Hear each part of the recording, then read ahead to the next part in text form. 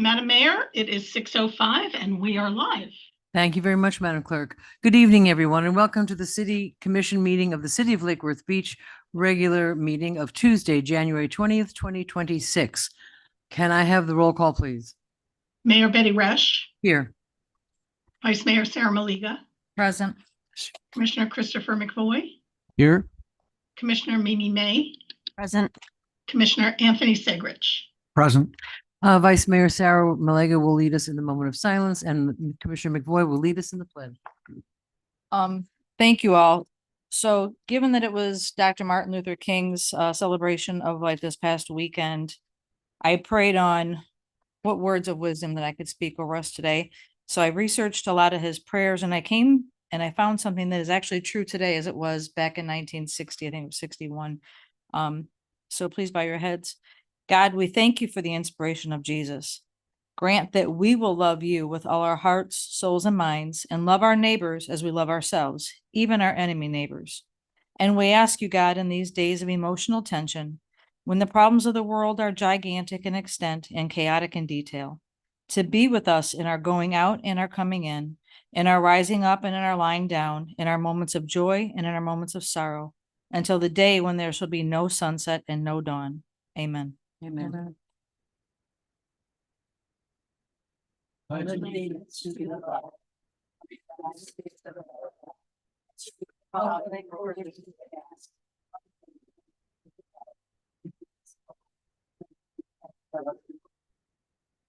Thank you. Thank you. On the agenda, are there any additions, deletions, or reordering? Yes, Madam Mayor. Yep. Yes, ma'am.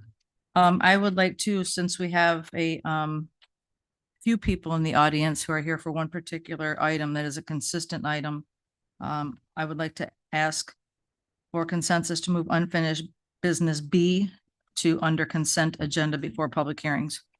I'll second that. Madam Attorney, a question. This is the single, residential sunset property. I don't know that, don't we have to go through a procedure for that, correct?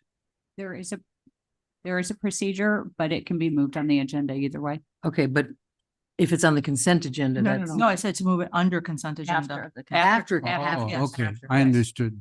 No. Okay, After consent before public hearings. I have a motion by Vice Mayor Malega. Do I have a second? Yeah, I seconded it. Okay, oh, you did. I'm sorry, Madam Mayor. Yep. I have a couple of deletions and then if we could have one motion to accept the agenda as amended, that would be. Okay, super. so right now we're gonna move ordinance, public hearings, Unfinished. unfinished business B Above public hearings. above public hearings. And ma'am, what do you have? So I have new business E and F have been deleted and will be on the February 3rd agenda.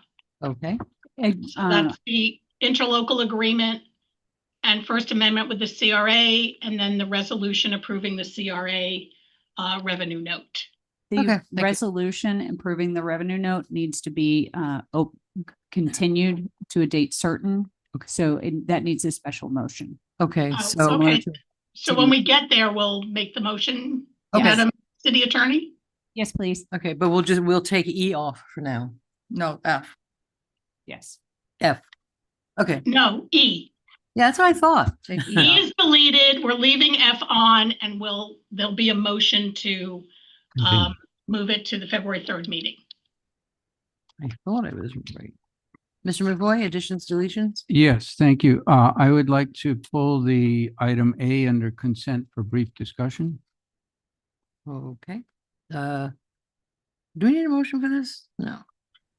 There'll be a motion for Okay. all the changes at once. Okay. Just, Any, approving the objection? agenda as amended. okay. Any objections to that? Nope. Okay. All right. So, I have a motion Oh. and this, Anthony has his light on. oh, Mr. Segrich. Thank you, Madam Mayor. I don't know if this would be in addition to the agenda. I think we as a city owe an apology to our high school ROTC cadets for some issues that happened yesterday. And I know the individuals responsible are not going to apologize. So I think on behalf of the city, I would like us to apologize to them. We had members of this commission politicize the Martin Luther King March, which caused the ROTC color guard and drum team to not be able to participate in what should have been a very special ceremony, march, and tribute to Dr. Martin Luther King, as well as behavior that was witnessed on stage where a member of this commission was asked to leave the stage and did not. I don't, So I'm looking at you, Madam Attorney. I don't know that that's in addition. I mean, if you want to add something, we usually have a rule that you have to have an emergency. I know, I'm well aware of what happened. I spoke with the folks and I do think Okay. that I agree with in concept, but I think perhaps under commission comments, that would be more appropriate. okay, so I will bring it up under Okay, commissioner thank you, yeah. comments. Thank you very much. Okay, so do I have a motion to approve the agenda as amended? Motion to approve the agenda as amended. Do I have a Second. From Mr. McFoy, all in favor? Aye. Okay, so. Keep me this. So this is going to. So are we gonna have the sunset above the Below. but now consent agenda has been pulled, so it's not really, they'll. All right, okay. All right. Alrighty then. Public participation of non-agenda items and consent agenda.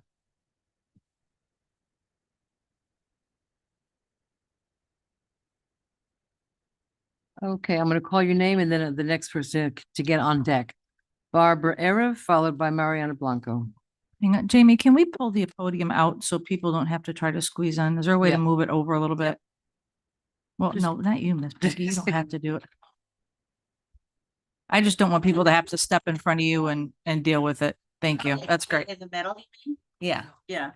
No, there's a good. What is that is that non-agenda?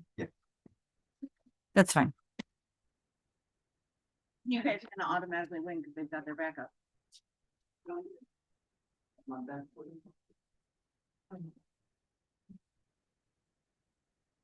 Thank you, everyone, for allowing.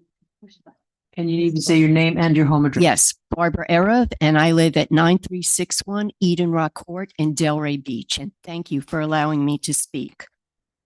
I am asking for a special meeting of this commission to discuss the immigration situation in Lake Worth Beach with no time restrictions, no other subject matters, and no pre-screening of topics. My aim?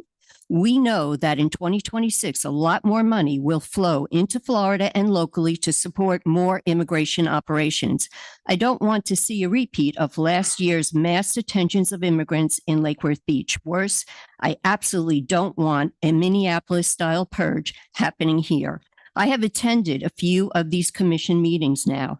When immigration has been raised, I keep hearing that the commission cannot address the topic without receiving data from certain individuals and groups. I agree that we need data, and the place to find the data is with the data owners. That is within the state, with the State Board of Immigration Enforcement and our county sheriff.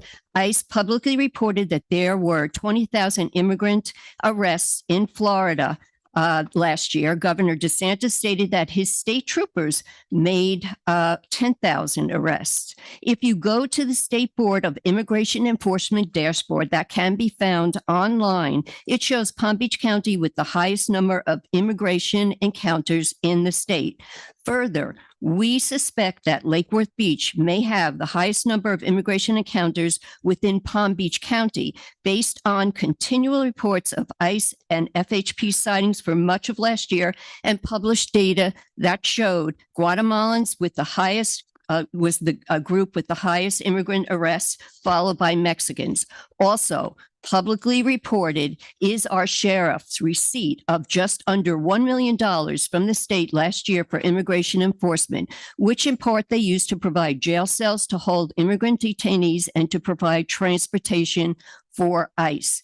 What this immigration siege represents is a community, the Lake Worth community, living in fear from mass agents, families separated, children left without parents, school enrollment dramatically down, and our economy taking a hit, including local restaurants and other businesses. Further, diverting state and local law enforcement resources on immigration enforcement does not make the people of Lake Worth Beach safer, given that most of the immigrants detained have no criminal record. For this special meeting, first, follow the data and the money for immigration enforcement. From there, we can determine the scope and scale of the immigration arrests and the human and economic impact. After that, hopefully, we can study what programs can be implemented that could make Lake Worth a beacon to celebrate, not the place with the highest number of immigrant detentions. Thank you. Thank you. Mario Blanco.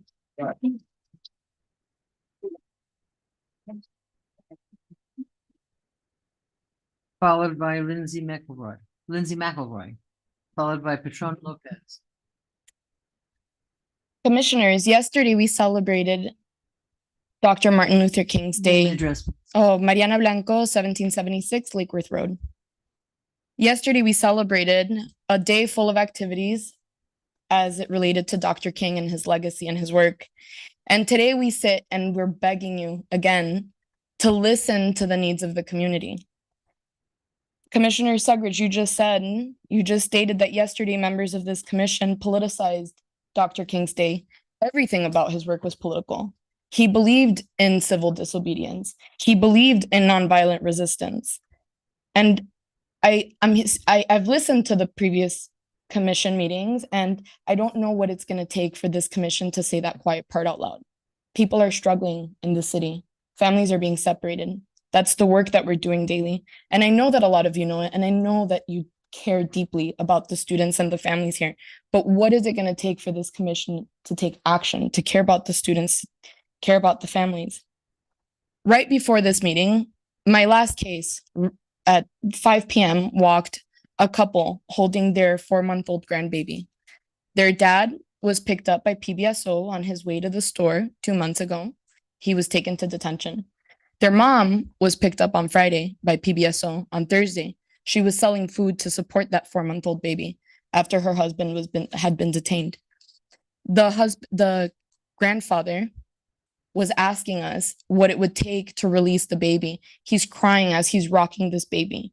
They're saying that they can't nurse this baby. The baby doesn't know how to take a bottle. He doesn't know, he can't feed himself. They're struggling to keep this baby alive. And what he needs is his mom to be there and nurse this baby back to health. What is it? How many stories of heartbreak, heartache, of separation are we going to have to stand here and tell you? How many times are we going to have to re-traumatize our students to tell you guys that they are struggling? Their parents have been taken. Their families have been separated. We've sent you the data that you requested as of this morning. As of this morning, yes, Mayor, we have. It was unreadable, unfortunately. It was unprintable. Well, I will say this. It took us that long to send you the data because we had to redact our data to make sure that we were protecting our families. We had to go through our entire list and make sure that we weren't giving you information that our families trusted you with.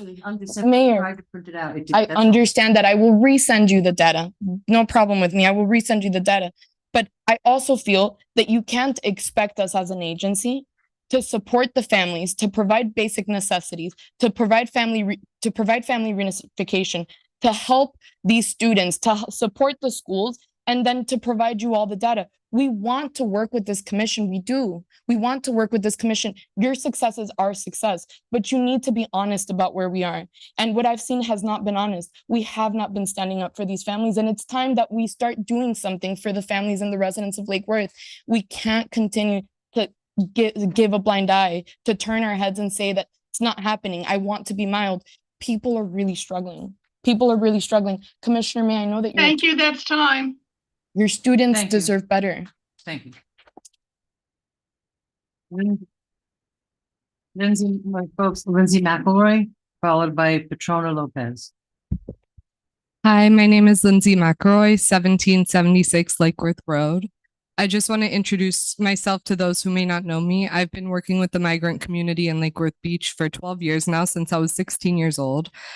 And one of my closest friends, who I've known since I was 16 years old, Olga, you've heard about this story many times, but she was taken 2 months to the day that her husband was.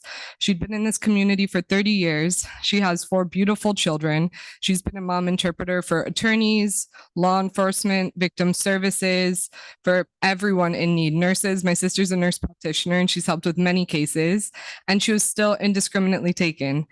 We see this every day. A month or 2 ago, we took 7 children to the Miami International Airport. We took Franklin, a 3-year-old, holding his 6-year-old brother Garibaldi's hand. We took Enrique, who's 13 and hadn't seen his mother since he was 4. And we took Aremi, who's 15 and never knew Guatemala because she's a US citizen. On top of that, we took 3 more children. This was just one caseload of children that we had to reunite with their parents back in Guatemala because their parents were deported on their way to or from work. It is so heartbreaking for us to deal with these cases every single day, to have a teenager sit next to you and just cry because their uncle or their dad or their mom or their best friend was taken by law enforcement officers. Nobody trusts law enforcement anymore in this community. All the trust we've been trying to build up over time that you can call if you need support, nobody wants to call anymore. They are so afraid. We're working with international reporters from The Guardian. They're calling us because they say, we see Palm Beach County as the hotspot. Right now, government databases show that Palm Beach County has the highest amount of immigration enforcement arrests in the entire state. We had about 1,200 in a 7-month period, and this data is going to be published soon in a reputable news outlet. It's already in government databases. The next highest county had about 400 immigration detentions. We are 3 times that. This should shock no one. We're 15 minutes from Mar-a-Lago. We're the biggest agricultural county east of the Mississippi River, and we have a huge migrant workforce and some of the biggest wealth inequity in the entire country. It's so obvious what our people are going through and what the kids are suffering from, and I just ask you, help us to help these children. We don't want traumatized children. We just want a meeting, and we want to find solutions together. Thank you. Thank you, ma'am. Petrona Lopez, followed by Melissa Salerno, followed by Rachel McDermott.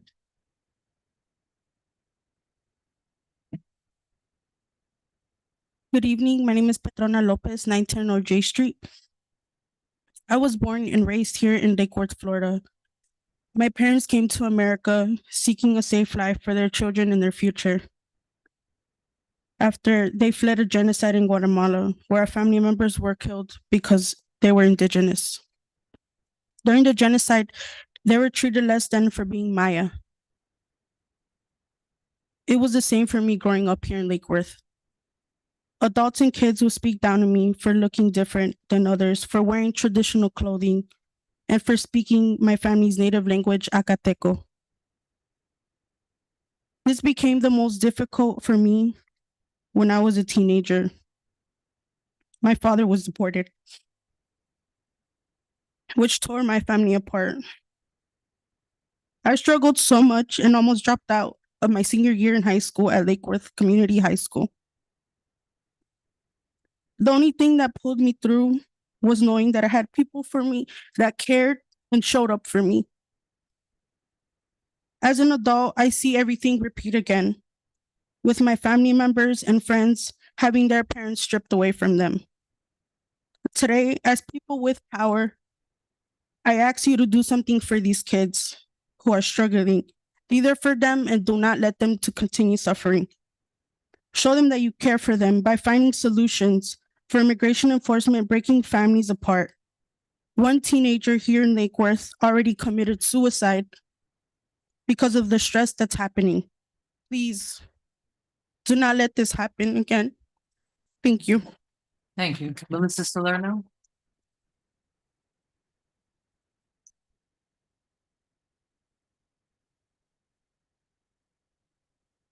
Followed by Rachel McDermott.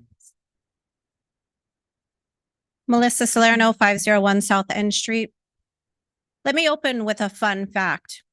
The Nuremberg laws and other Nazi regime groundwork was modeled after common and accepted racist practices that thrived in the United States.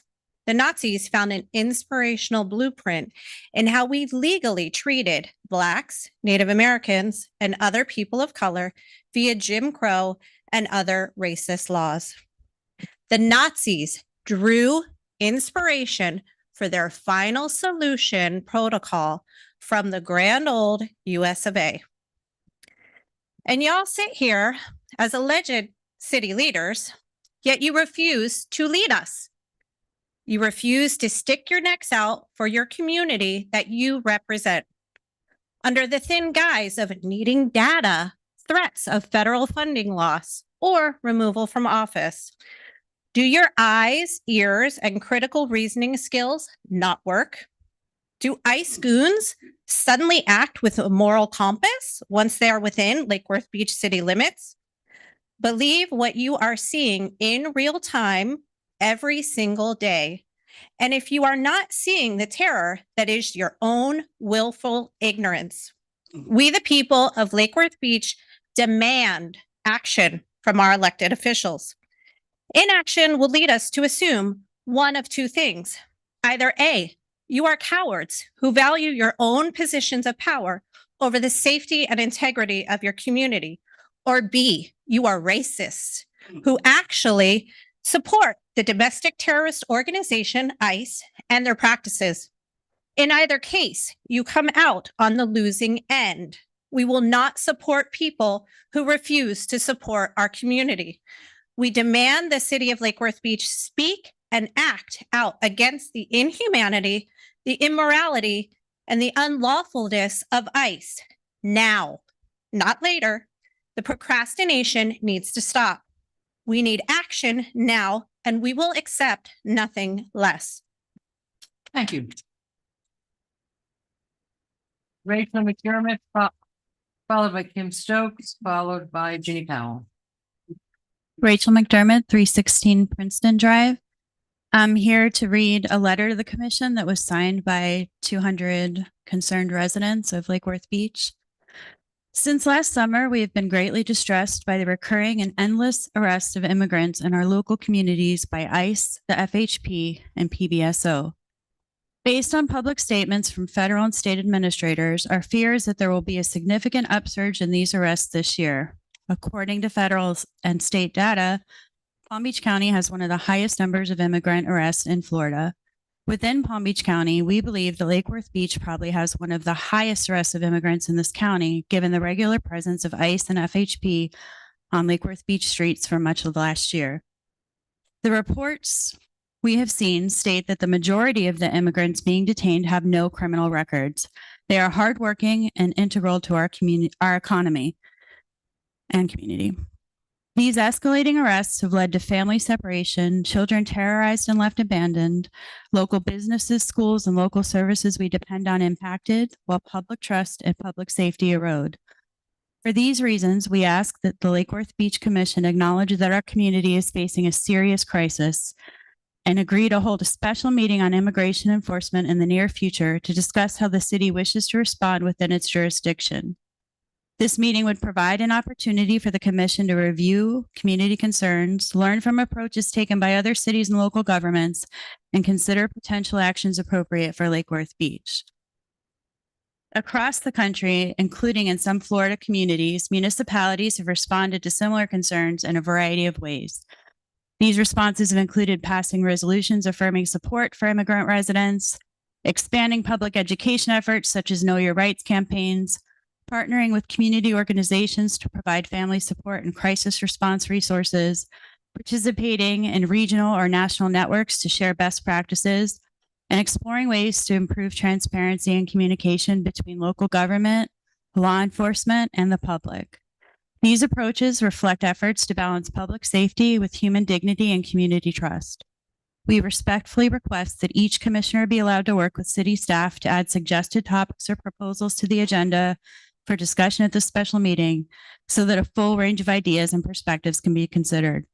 Our hope is that Lake Worth Beach can move forward in a manner that strengthens public trust, supports families, and upholds the dignity and safety of all who live and work in our community. Thank you. Thank you. Kim Stokes, followed by Ginny Powell.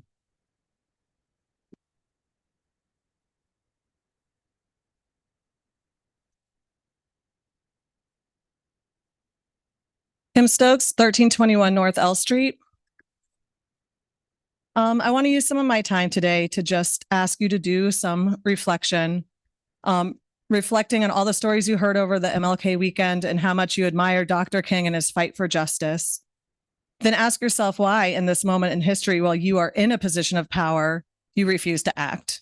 We know there are limits to your power. We know that, but you are not powerless. It seems like most of you have convinced yourselves there's nothing you can do. Why even try? That is not the kind of leadership we need in this moment. Now I want you to think about all the images you've seen and the stories you've heard about the terror that is running through our community as the people who you have sworn to protect are being targeted, denied due process, and ripped from their families. Think also about your priorities. When Commissioner Cedric asked for a special meeting on priorities, you all approved it without challenging him, without tasking him to do more homework, without telling him he needs to run everything by you before the meeting, getting more data. And during that meeting, you asserted unanimously that public health and safety would always be a top priority. So why is it that you refuse to spend 1 hour of staff time preparing for a special meeting to discuss a response to the harm that is being inflicted on the immigrants in our community? The last thing I want you to think about is all the time and money you have spent on helping wealthy people, businesses, and developers in this town. How many staff hours did you spend entertaining the idea of giving intercoastal access to neighboring property? How many staff hours did you spend with WMOTA to give them our land and millions of incentives? How many hours did you spend redesigning that parking garage? How much staff time are you spending on this election during an off year just to convince the voters to give up their right to vote on massive projects on public land? If staff has all the time to help these other projects, surely they can find the time to help the people that need our support the most during these troubling times. Please stop throwing up roadblocks and dismissing our concerns. We want a special meeting as soon as possible. We do not want time restrictions on the meeting. Please don't schedule it for a half an hour before a regular city meeting. Do not introduce 5 more steps to making this happen. Staff can work with each of you to put proposals on the agenda. Commissioner McVoy and other organizations have already offered numerous suggestions of things you can do that are within your jurisdiction. Please treat this like the crisis it is. Prioritize having a special meeting and direct staff to find ways to get to yes. Thank you. Thank you. Jeannie Powell.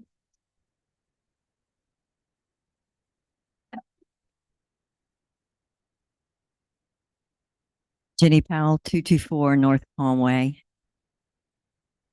It's horrific what is happening in some of Lake Worth Beach's most vulnerable residents in the name of the law. It's long past time for you to call out the cruelty and inhumanity of how the law is being implemented.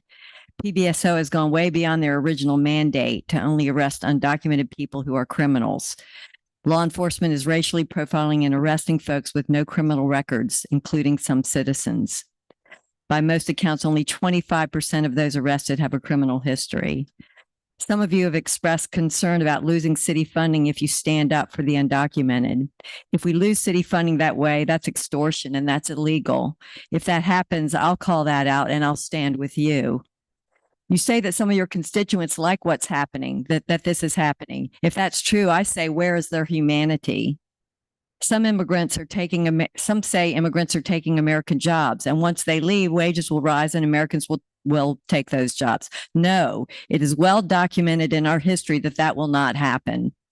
Look at the work undocumented immigrants are doing: roofing, construction, landscaping, dishwashing, housekeeping, elder care. I'm willing to bet that all of our lives are enriched in some way by an undocumented. Call on our elected leaders to reform immigration law. It's been broken a long time. Let's fix it. It's reasonable to ask for a special meeting in support of our immigrant population. It should be a separate special meeting, not combined with a regular commission meeting. I have seen all too often how that goes awry. Thank you. Thank you. Irene Katz, followed by Susan MD, followed by Catherine Pulmeyer. Ms. Katz, are you in the hallway? Okay.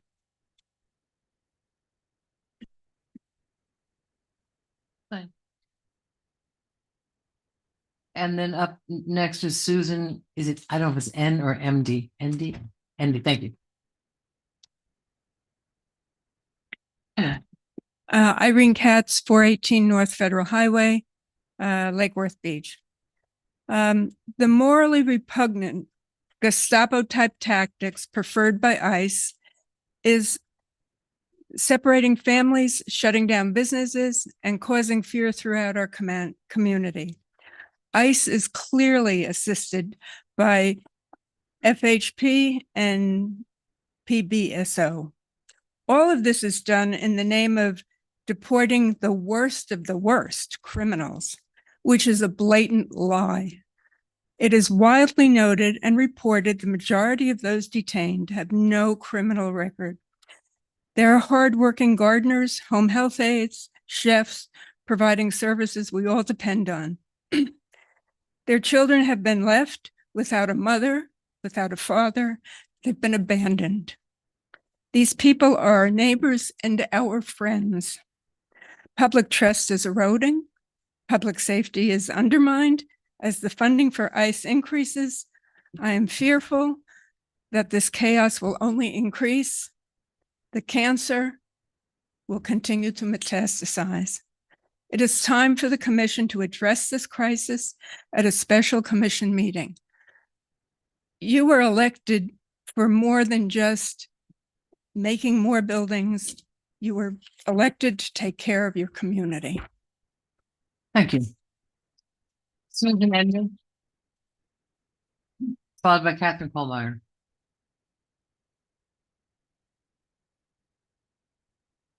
Yes, hello, Susan MD.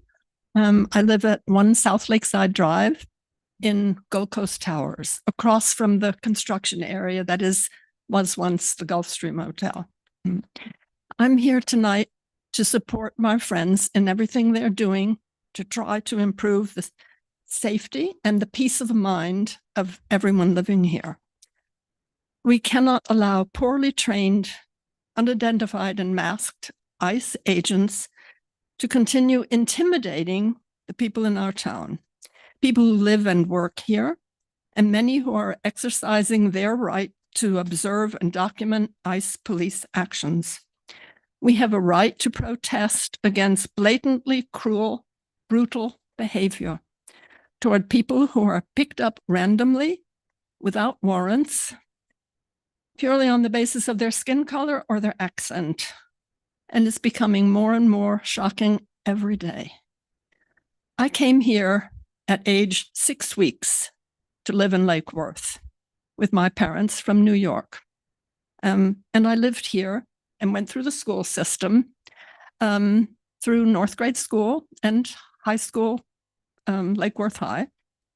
And I studied then in Europe after going to FSU for 2.5 years, studied in Europe, came back almost every single year to visit with my parents and friends. And now I've had this condo for the past 10 years. I have many friends and family in Europe, especially in Germany, but also in England and in Spain. And I receive emails from them, telephone calls, messages, WhatsApp conversations, and they keep asking what is going on in this country that we have always admired for its democracy. It's scary. I feel like getting back to normal has to start grassroots in the towns. Here in Lake Worth, we've got to do what we can to make life more livable. This is too scary. And I always remember my mother-in-law, my first marriage in Germany, who said to me, we saw it coming, but very gradually, when they had to have a picture of Hitler hanging on the wall in the kitchen to not worry about what was going to happen to them themselves.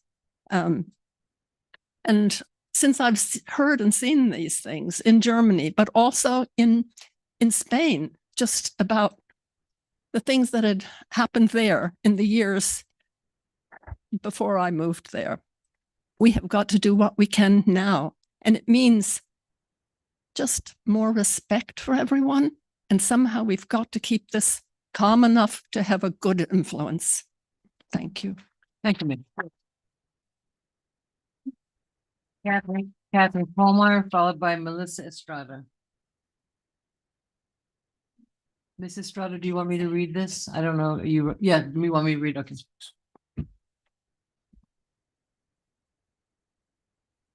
Catherine Kohlmeyer, 503 First Avenue South.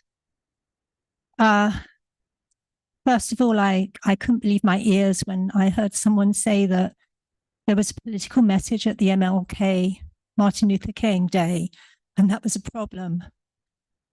Martin Luther King was a political man who fought injustice with loving civil disobedience.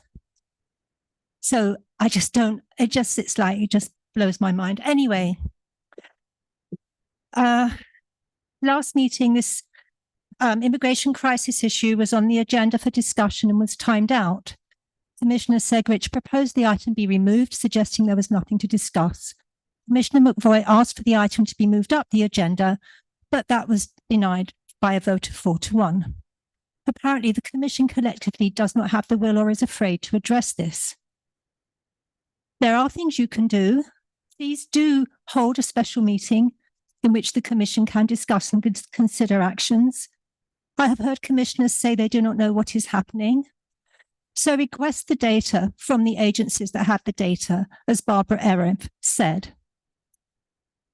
That's just one idea. Please consult with other organizations and other cities, for there's so many possible ideas on how to respond to this.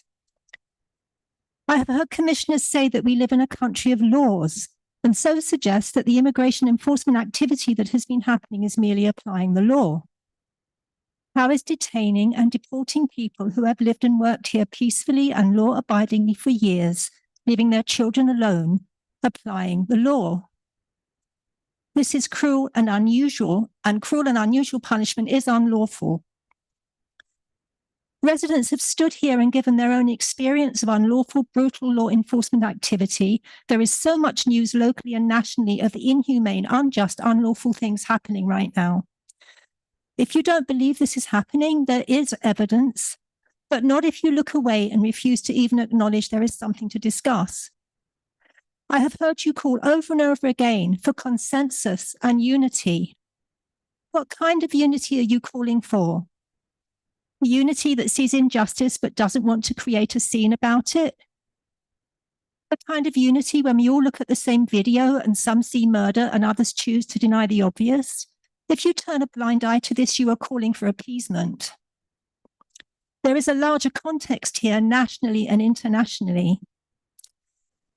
I have spoken here a fair bit, and I feel so strongly that you do not hear me. I try to be reasonable, polite, follow the rules, but I honestly do not feel respectfully heard. It is indeed bewildering to face so often people telling me they are good-hearted people who love the law and the Constitution, but as elected representatives will not do the smallest thing to protect all the residents of this city. Thank you. Melissa Estrada, 7795 Piper Lane, Lake Worth, 33463. I support the letter asking the city to have a special meeting to discuss the immigration law enforcement crisis. Thank you.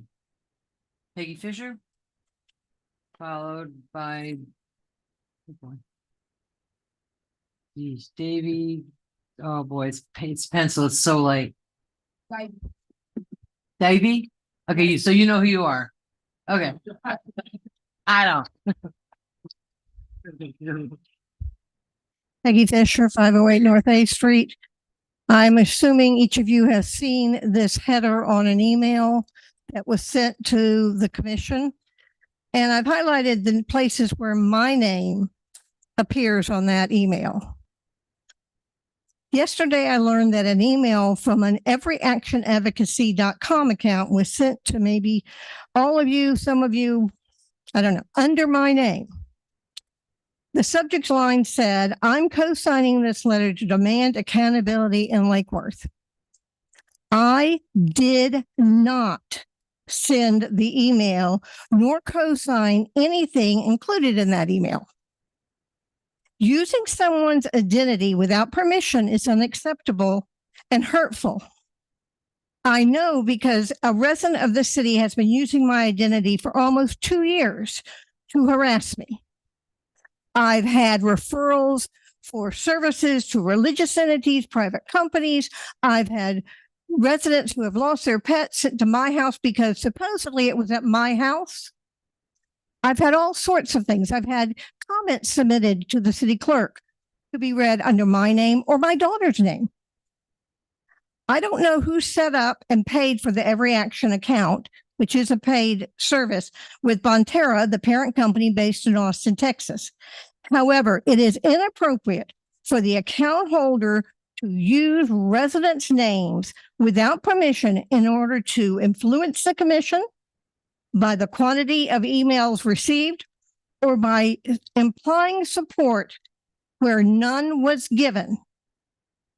Such action brings into question the integrity of any emails you received requesting this special meeting, because I didn't send you one. So how do you know the other 200 people actually sent it to you, or that their name was also used illegally to send an email to you? Thank you. Up next is, no. Could I ask for a No. clarification to look at my email and see what name it was sent from? No, Because I not don't. you. You can do that after the meeting. Davy, who you know who you are, I'm sorry. You wrote so faintly. Name and address, please. And after that one, oh boy. Yurida Morales. Yurida Morales? Okay, great. Thank you. My name is David Lopez Godinez. I live at 1127 South Pine Street. I'm a member of a youth group at the Guatemalan Mind Center. My name's Davy, as you know, I'm 16. Slow down just a tick. Sorry. A little louder. All right. Okay. And I'm here to share my experience as a U.S. citizen, a Lake Worth resident, and a proud daughter of immigrants. I'm angry. I'm upset to the point where I can't even put it into words. How come that people my age, ages 14 to 18, have been doing more than the government when it comes to speaking out and seeing what truly is wrong? Are these adults really the ones we should be following? I don't think so. Allowing ICE agents to racially profile us, to slam us to the ground, treat us like we are animals, and possibly going door to door, leaving us to bleed to our deaths, dying with fear and suffering. This behavior has escalated way too far. Several people who I hold very dear to me have been wrongfully detained just because they fit the criminal stereotypes, which means they look brown or have an accent. My family has encountered immigration officers. My dad was stopped on his way back from work. He was driving a truck with his co-workers and was stopped by Highway Patrol when they asked for his license and registration. They went to their car, telling my dad to wait. Nearly an hour later, ICE agents arrived. My dad and his workers were panicking, some bursting into tears, wondering if this is where their American dream ends. Thankfully, my dad has work permit, so they assumed everyone did and they were released. Yet my mind drowns in what ifs. What if he wasn't driving? What if it was a coworker? Would he be with us right now? I have a sense of guilt because I feel like I shouldn't be enjoying my youth while my parents live in fear. I shouldn't be happy about living here when my dad was so close to being taken from me, or my mom almost encountering the same thing with ICE agents. It's like I shouldn't be enjoying my life anymore. They also had dreams, but I feel too unsafe to have mine. My life has changed. I'm only 16. I'm supposed to be worrying about my grades and college selection, but now I have to worry about who's going to be next.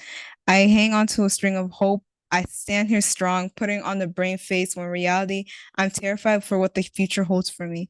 Immigrants are the backbone of America. I beg to God that life will change and that the U.S. will finally live up to its quote, America is a free country.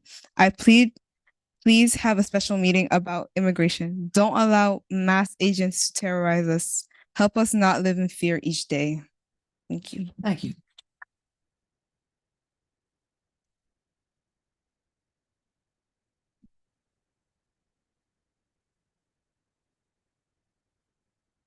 And then Kathy Baker is after this lady. Hello, good evening. My name is Uridia Morales. I live at 827 Rudolph Road, Lake Worth. I am a U.S. citizen and a junior at Lake Worth High School. My dad has court this February, and I'm scared for what will happen to my family without him. My dad is currently the only one working. If he gets taken away from us, my financial situation will go down, as well as my education. I'll have to stop moving to school and will start working to support my siblings and mother. Without my dad, we won't have money to pay rent or buy necessities. I have a newborn brother who has had 2 surgeries. We need my dad to survive. My dad is the funniest person I know, and I love my dad a lot. He worked to provide for his family back in Guatemala since he was 5 years old, and now is working for his kids, just like every other human being. Our people came to provide a safe life for their families, not to endanger anyone. They should not be treated like criminals when they don't act like it. My uncle is being detained in a detention center, and life is very different. He brought life to my family. This Christmas, we felt the missing space he left. My uncle was an athletic person, but now is wheelchair bound. He's only been at the detention center for 6 months and his health has already deteriorated. I don't want to see my dad in that same state. It broke my heart hearing my uncle suffer. I don't know how I would deal without my dad. My family means the world to me, just like all of us. I want my family to be protected. Thank you. Thank you. Kathy Baker. Kathy Baker. Kathy Baker, oh, okay, followed by Cynthia Vasquez Lopez. Did I get that right? Cynthia, okay, great, thank you.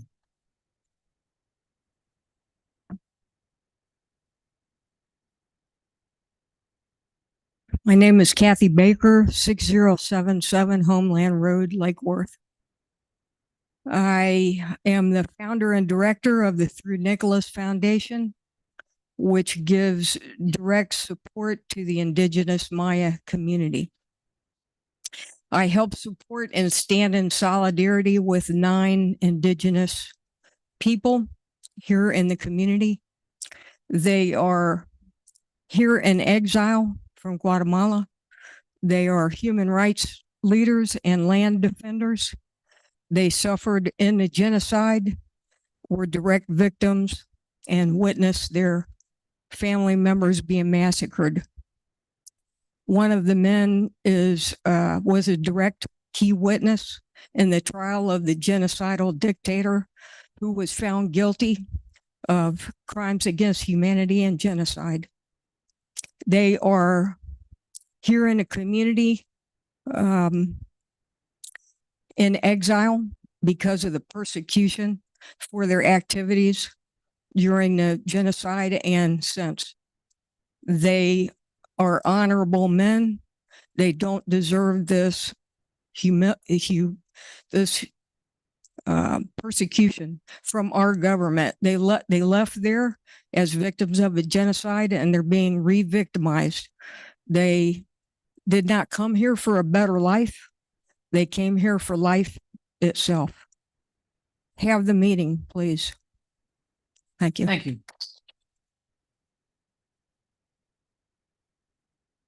Cynthia Lopez. Followed by Donna Kerner, followed by Todd Townsend.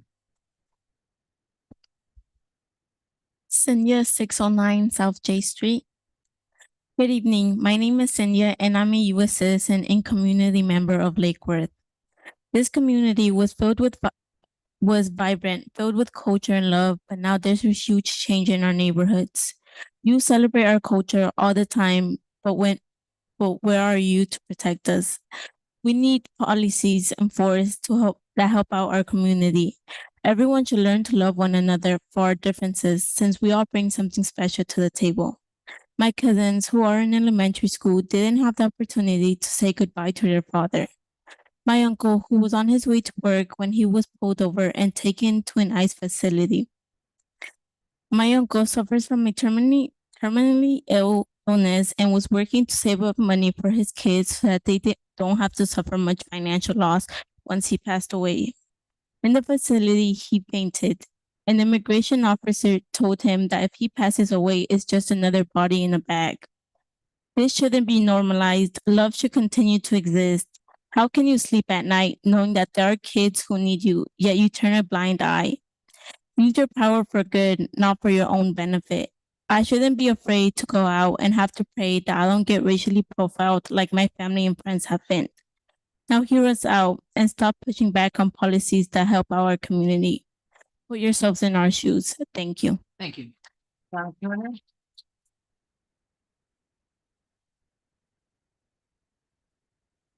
Hi, everyone. Mayor Resch, Deputy Mayor Malega, Commissioners, Donna Kerner, 1012 North J Street. I'm here to ask you to please acknowledge that our community is facing a serious immigration enforcement crisis. 48% of your constituents are Latino. You are very well aware of what is happening with ICE, FHP, PBSO enforcement, and how your constituents are being racially profiled, detained, and some deported on their way to work, dropping their kids off at school and courthouses, etc., other sensitive places. You've all heard and read the harrowing, heartbreaking stories and know that this is detrimentally impacting families socially, economically, educationally, mentally, emotionally, and physically. You have the facts. We don't need community organizations who are dealing with the fallout to divulge personally identifiable information about the victims. That's re-victimizing them. I respectfully urge the commission to convene a special meeting dedicated exclusively to immigration enforcement, separate from a regularly scheduled commission meeting. Given the rapidly evolving enforcement landscape and the immediate impact on families, workers, and neighbors within our city, this issue requires focused attention that cannot be adequately addressed within the constraints of a standard meeting agenda. The purpose of this special meeting is to respond promptly to serious and growing community concerns, examine effective strategies implemented by other cities and local governments, and determine timely actions that may be necessary to protect public trust and community sustainability and stability. Cities across the country have acted decisively by adopting more protective policies for immigrant residents and safeguards against the use of local resources for immigration purposes. Other municipalities have moved quickly to expand Know Your Rights public information campaigns, providing multilingual outreach, community briefings, and accessible online resources to residents to understand their rights during enforcement encounters. Many have also established formal partnerships with community organizations to deliver family preparedness, planning, emergency legal referrals, and rapid response support for households facing detention or deportation. You've heard many of these stories already here. In addition, local governments are increasingly joining regional and national networks to share real-time information, legal guidance, and best practices, enabling faster and more effective local responses. Equally urgent is the need to strengthen transparency and communication between local government, law enforcement, and the public through clear policy statements, public reporting, and direct community engagement. Holding a dedicated meeting would signal the Commission's recognition of the urgency of this moment and its commitment to proactive leadership, public safety, and the well-being of all residents. Delay risks deepening fear, confusion, and mistrust within our community, outcomes that are neither inevitable nor acceptable. Thank you very much for your time. Thank you. Todd Townsend, followed by. Oh, boy. Hi, Todd Townsend. I'm just followed by, I'm just trying to get the name, V. Daff. Okay, thank you. It's kind of a mystery names back then. Go ahead. Hi, Todd Townsend, 502 South J Street. I was really disappointed yesterday at the low turnout at the square yesterday evening. It was horrible, and I don't know what the heck is on people's minds. Next thing, it has come to my attention that some 15 years ago on this dais, most of you weren't here, there was a discussion on the sewage pipes going down to the pump house to pump the sewage up to West Palm. And so they knew way back then that we just couldn't add on these giant new buildings that were in this crazy rush to get okayed. And we're going to see some of that tonight. We're going to move some money and give some stuff away tonight. So it's got to land somewhere that, who knew this was going to happen? And we're getting set up. It's looking like a scam. Anyways, that should be looked at, and I'll keep banging away on that as I get more information. One of my last two things here is if anybody's had any kind of interest in the long history looking way back, we have to look at Iran. And what's happening in Iran right now is absolutely horrible. And I think we have to get behind the Parisian people. Okay. So let's not just keep this at the surface. Let's look at the surface. Let's look back in history and look at what's happened in Iran. All right. And then get with the Parisian people. Lastly, there's a disgusting situation going on in Patagonia. They're purposely burning some of the most ancient forest on this planet in Patagonia. Now people are saying they did it and they did it and they did it, but it's happening. And that has to be talked about and that has to be looked at. While we sit here in our comfort, we need to worry about, 30,000 people being murdered, in the past couple of weeks. And we just have a lot to think about. So let's not be too comfortable here in the lap of luxury. Thank you. Thank you. V. Followed by Teresa Lopez, Perez Lopez.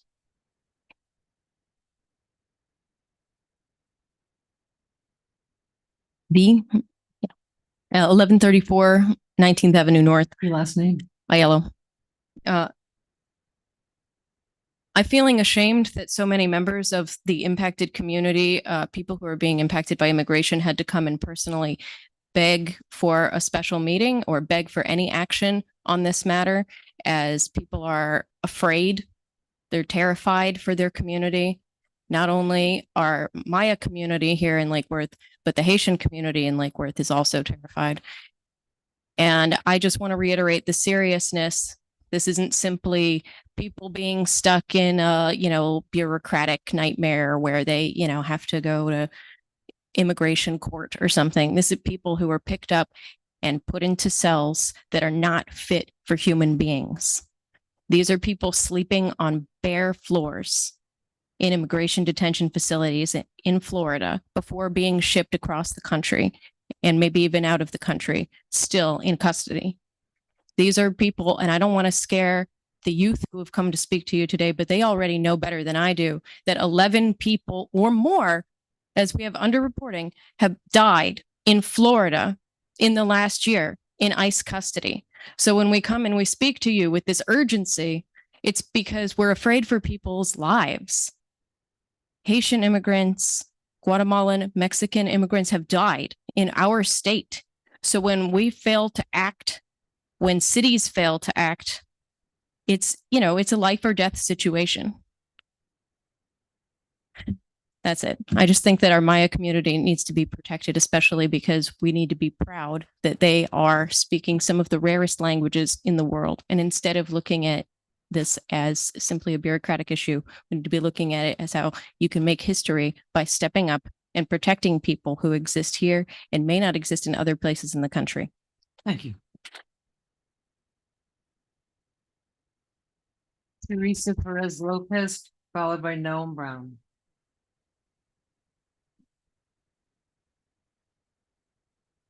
Hi, good evening. Teresa Perez Lopez, 112 Southeast Street. Like everyone else, I'm just here to ask for a special meeting on the immigration topic. I'm sure you've heard everyone else, so it just goes to show how urgent this topic is for the community. Thank you. Thank you. Noam Brown, followed by Penny Darling, followed by Laura Devlin.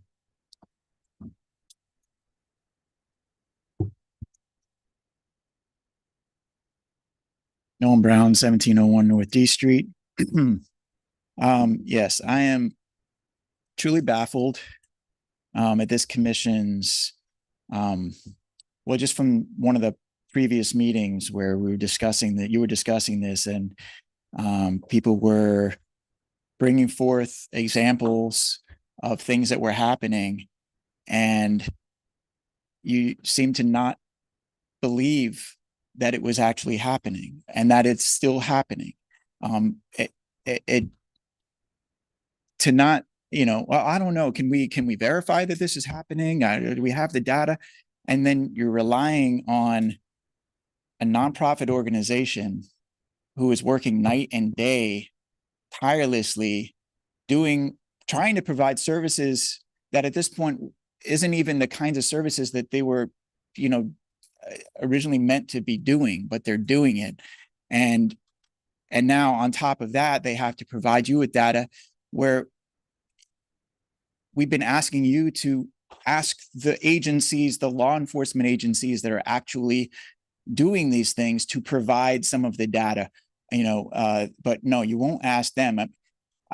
is the Guatemala Maya Center, are they getting 50% of the budget? Or they have like so much staff that they're able to take the time to do this? We give 50% of the budget to law enforcement. Do they not have enough staff to provide this kind of data?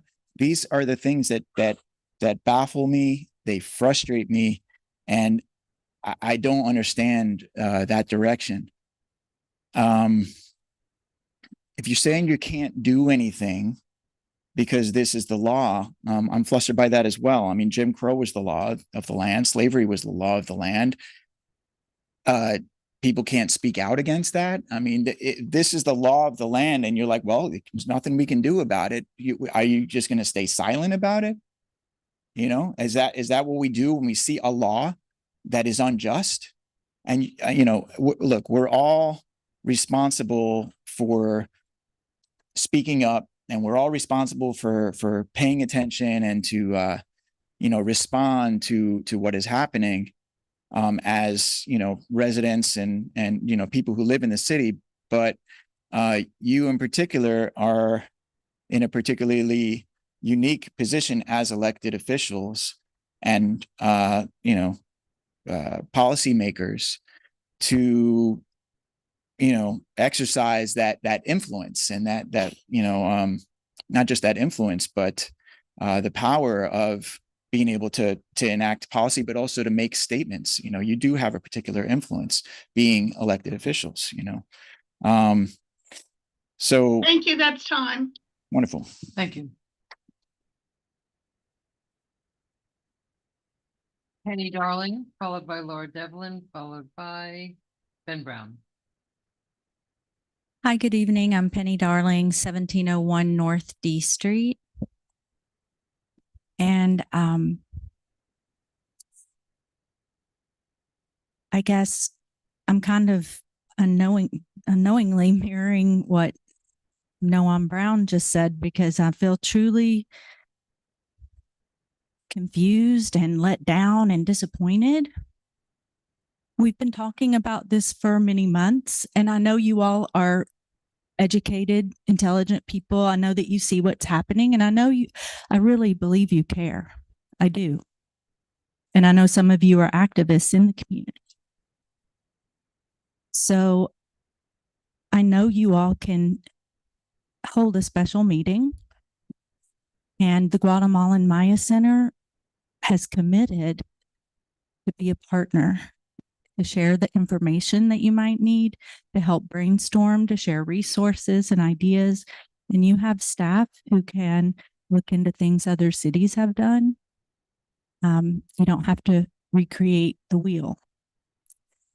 So I think that many people have said, we have a lot of people in this community. I mean, my God, the people who are most vulnerable are being the bravest. And we all have a responsibility to stand up. And especially, like people have said, you are leaders. So we really need to work together.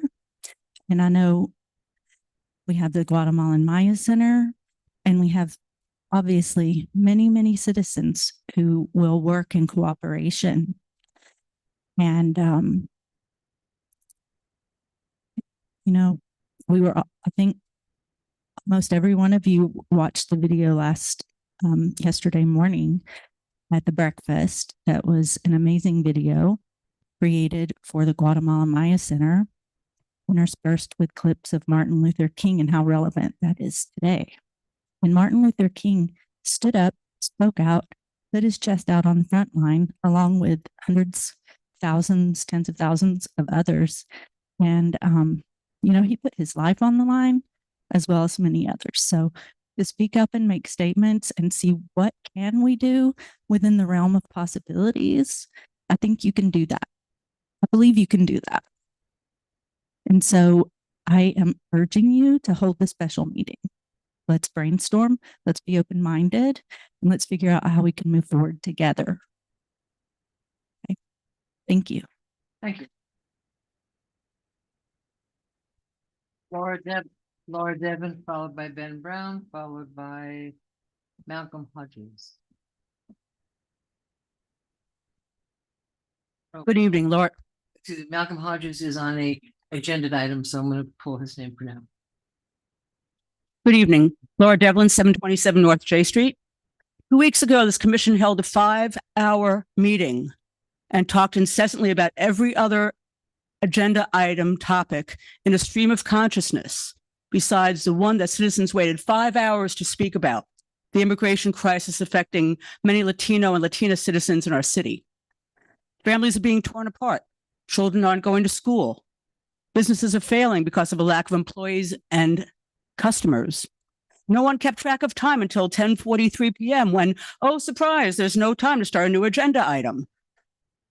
Commissioner McFoy predicted this, but the vice mayor assured him and the audience in the room and on Zoom there was plenty of time and it was a short agenda. I had submitted a public comment which wasn't read, and the mayor said, hopefully the comments will be read sometime. By the way, I watched all 5 hours of this meeting on Zoom. Some commissioners insist on getting proof of non-criminals and legal residents and U.S. citizens being arrested despite information provided by staff and clients of the Guatemala Mind Center and other citizens. This is reminiscent of rape victims not being believed because there wasn't anyone there to witness it. And the equivocation that some people are in favor of ICE enforcement, some aren't, reminds me of the president's quote in 2017 in Charlottesville, there are good people on both sides. These responses suggest that no action needs to occur because there's nothing to see here. It's disrespectful for those of us who are either affected by the lack of due process with the ICE raids or outraged by them.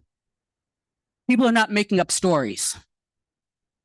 Many of us are calling for a special session for commissioners to hear from the community and to explore options to tangibly and overtly support our citizens while complying with federal, state, and local laws. Ideas can be shared based on experiences that other Florida and national communities have had in dealing with this egregious overreach by masked people throwing citizens into unmarked vehicles and disappearing them. You can try to kick this can down the road, but this crisis affecting our community and those of us supporting our neighbors won't go away. Thank you. Ben Brown followed by Olivia Griffin. Wait, or I think that's it. I'm not sure. Ben Brown?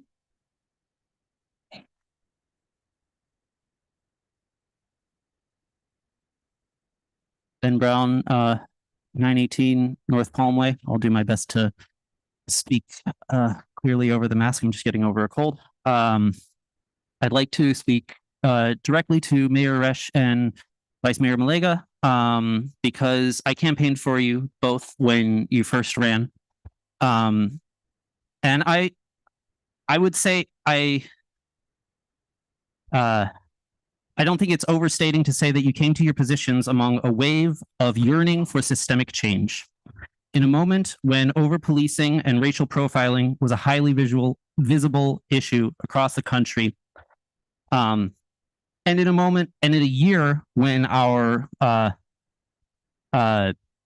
library was laying off workers due to budget cuts, 50% of our city budget was going to the PBSO. Here we are again,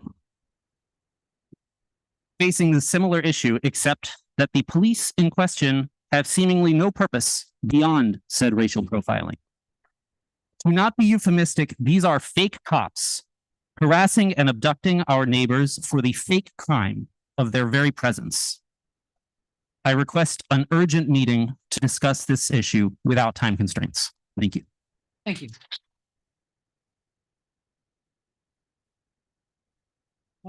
Ms. Griffin, or Mr. Griffin. It's I can't. Yeah, that's what I thought. It looks like Olivia. Ms. Griffin? Olivia or a name like that begins with an O? Okay. Should I pop it up? Laura's, no, no one's out there? Okay. All right, Ms. Griffin, if you're here, speak up. Yesenia Ramirez Garcia.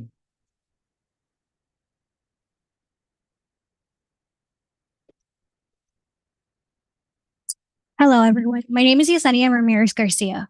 I live in 1122 South, H3, apartment number 1. Sorry. Your address. I lied. It's not number 1, it's number 2. Point is, my father was deported when I was 10 years old. He was the breadgiver of the family. After he was deported, my 50-year-old mother was left to raise 3 children on her own. 2016 was one of my worst painful years of my life. We lost everything. And when I say everything, I mean everything. We were homeless. We struggled. I'm 21 year old now. I am building a name for myself. I'm using my voice for those who cannot speak for themselves. Even if my voice is shaking or a stutter, you just gotta continue. I'm begging you, Mayor, and everyone standing before me to stand with the undocumented community. I do not want anyone else to suffer the way my family did because of this administration actions. The Bible reminds us that we come from dust and to dust we shall return. We are all humans. We only have one life, just like those who are suffering today. If you believe in God, do good. Help the migrants. They come here seeking safety, opportunity, and a better life. Stop being racist. We are all immigrants. America is not our homeland. We stole this land. If your president can break laws, why can't you break the law and do good? Stand for the people. A mayor is supposed to be a good leader. So do good, please, and thank you.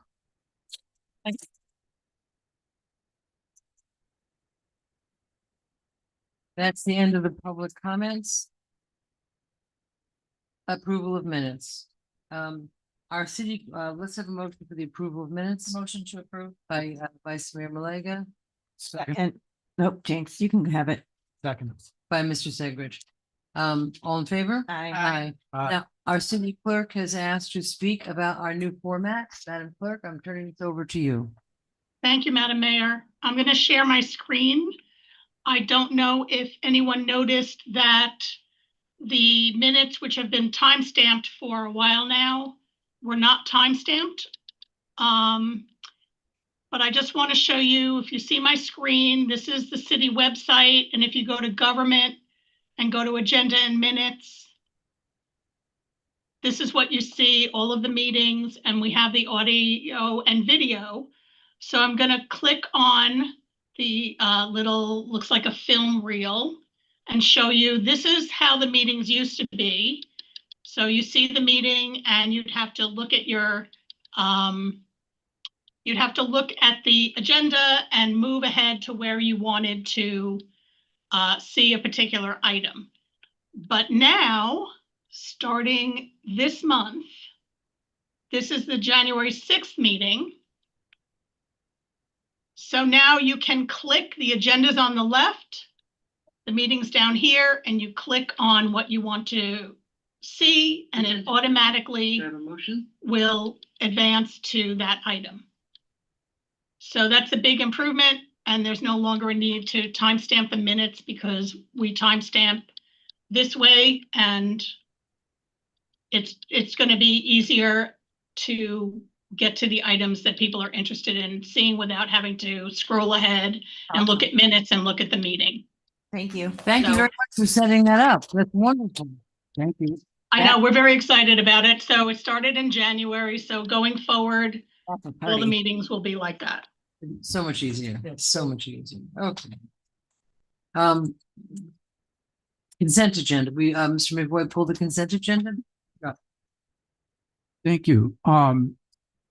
We apparently, it's my understanding that we currently have 3 special magistrates for the city of Lake Worth and that they rotate around.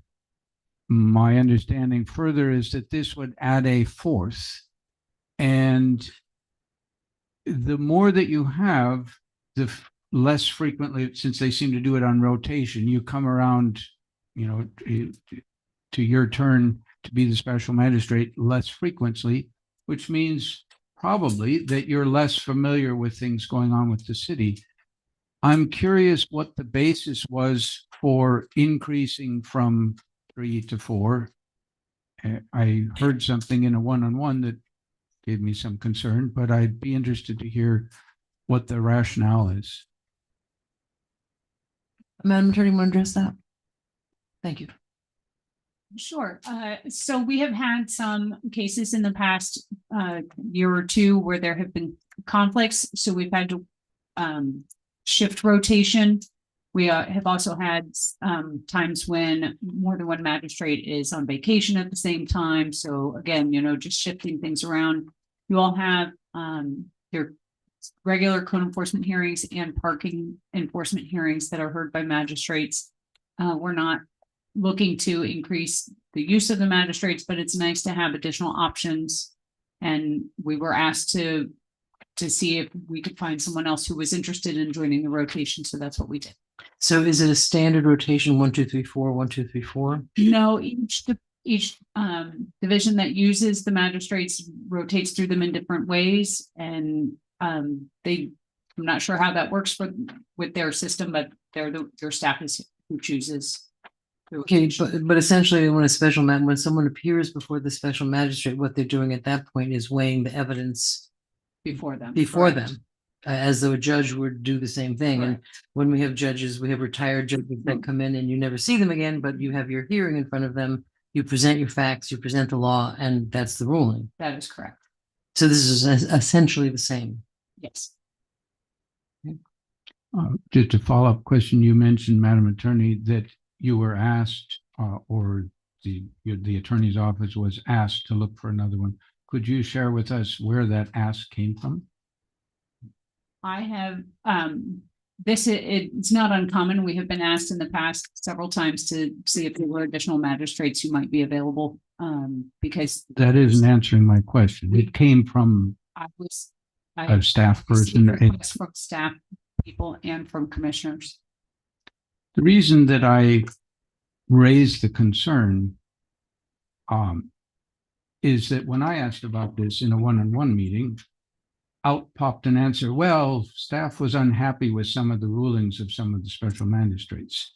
That raises an alarm for me. And that's why I draw it to attention. But they're not getting rid of any. They're just adding one. This is just adding one. It just doesn't strike me as a very good basis for doing things. I know nothing about Mr. Steinfeld. I don't know that much about the existing ones, but it concerns me. It sort of sounds like judge shopping. That's all I got. Okay, thank you. Yeah, oh, sorry. Thank you, Elizabeth. I, for one, am glad because there have been some frustrations from residents in my community with bad players. And when you have people who've been given 6 months and 9 months, and then they get a year extension and the neighbors have to continue to put up with the code violations and the blatant disrespect, I, for one, have been asking for new magistrates for almost 2 years.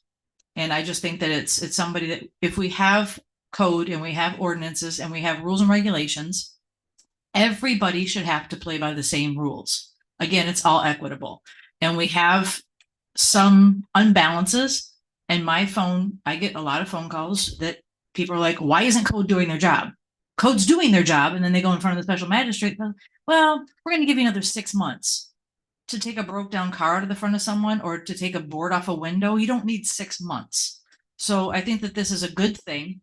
The more tools we have in the toolbox, I think the better. So I am supporting this and I'm thankful for bringing it forward. Okay, but just for the record that you understand, no other special magistrates are being taken away. Okay. Okay, and they're all practicing attorneys too, right? They have their own practice. That is correct. Okay, so there will be conflicts from time to time when judges had hearings without caring about your schedule. Okay, so I have a motion and a second, I believe. No. No, okay. Madam Mayor. Oh, and you're right. I'm sorry, Mr. Segwish. You can see it. No, it was behind you. Thank you, Madam Mayor. I'd like to echo some of the comments that Commissioner Malega had said. I've also received complaints of things being applied unfairly, and I believe by adding more variety to the mix, it can only help the situation, not make it worse. So I'm in favor of this. Thank you. So can I have a motion to approve? Motion to approve. There's a public comment. Oh, sorry. There's a public comment by Malcolm J. Hodges.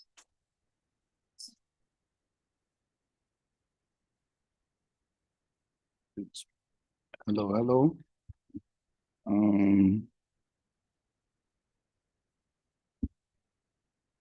On 9/18, I was Your name and address, please. Malcolm Hodges, homeless. On 9/18, I was issued a park violation of park hours. On 12/15/2025, the case was dismissed altogether, and the ordinance was also dismissed based on the grounds and facts that I presented in my defense. On January 2nd, I was subsequently trespassed after warning, which should have been dismissed in the city. Now, upon newly discovered basically education of the law and how the city operates with the county, I have to speak with the special magistrate and have this case worked out. Now, I haven't been provided that opportunity, although I have appealed it on the city level. I know you've seen my face before. I've appealed it and done everything right.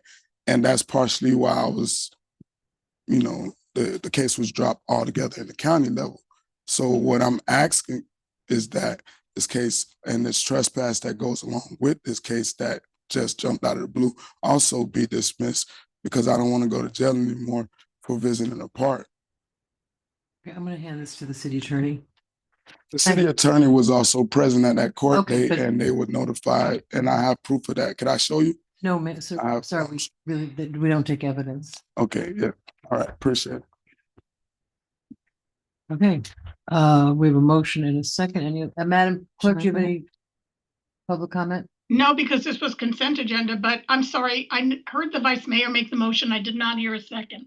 I'll second the motion, but I don't know that we made a motion yet. Did we? You did? Okay, I'll second it. All in favor? Aye. Nay. Okay, public hearings. Ordinance number 20. I'm sorry, Madam Mayor, we're now going to unfinished business B. That's right. I'm sorry. Okay, ordinance number 25-16. First reading. Please read by title. Ordinance 2025-16, an ordinance of the city of Lake Worth Beach, Florida, amending the city's official zoning map to provide a zoning district with single-family residential SFR on the property at 826 Sunset Drive, generally located at the south end of Sunset Drive, and is more particularly described in Exhibit A, and providing for severability, conflicts, and an effective date. Thank you. Motion to approve. Second. I have to make a statement first. Oh, I'm I have a statement to make. Don't read this. This item is for a first reading of the revised ordinance 2025-16 regarding the rezoning application 25-013-00002. This commission held a quasi judicial hearing regarding this application on January 5th, 2026, and based on the competent substantial evidence presented during that hearing, approved the zoning designation of single-family residential SFR for the property. This action by the commission required changes to the proposed ordinance, which will be considered today as a first reading of the ordinance. The quasi judicial hearing held on January 5th satisfied the requirement for a quasi judicial hearing on this application. Pursuant to section 23.2-16 of the city's land development regulations, this first reading and the subsequent second reading of this ordinance, the commission will be ratifying and affirming its decision that was made at the quasi judicial hearing unless new evidence is introduced, which, if brought to the commission's attention at the quasi judicial hearing, would have had a material impact on the commission's decision. If such new evidence is introduced, the commission may reopen the quasi judicial hearing at first reading or at the subsequent second reading and give all parties the opportunity to address the new evidence. Therefore, I request at this time that anyone who has new evidence that would have had a material impact on the commission's decision made at the January 5th quasi judicial hearing to come forward now.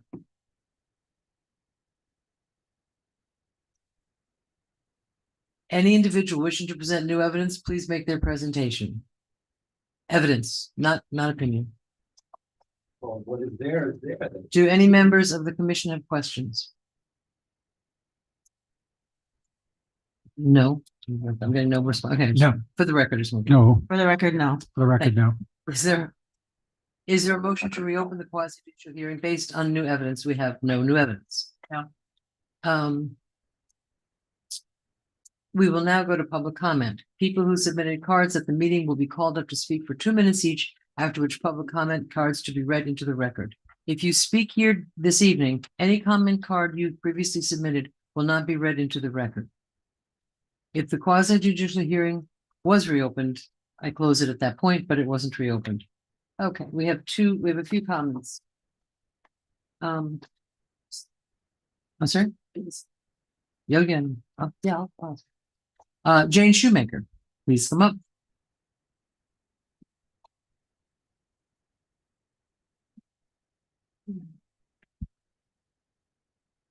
Jane Shoemaker, 3402 Cynthia Lane, Lake Worth Beach, Florida.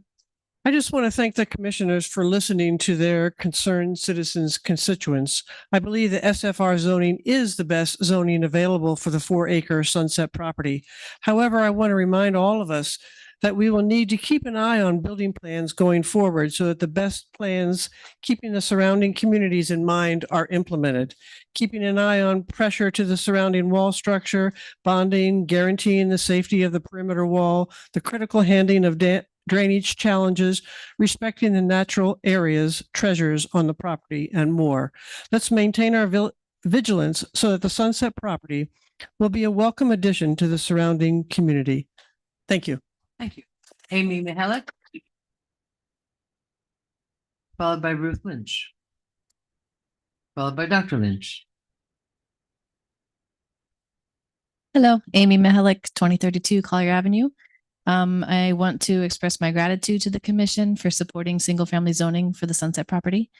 This decision honors over 20 years of neighborhood engagement and advocacy and reflects planning that is proportional, consistent, and respectful of the surrounding community. And my question is, since it's no longer quasi-judicial, are you allowed to do conditions? But thank you for listening and for taking appropriate action. Thank you.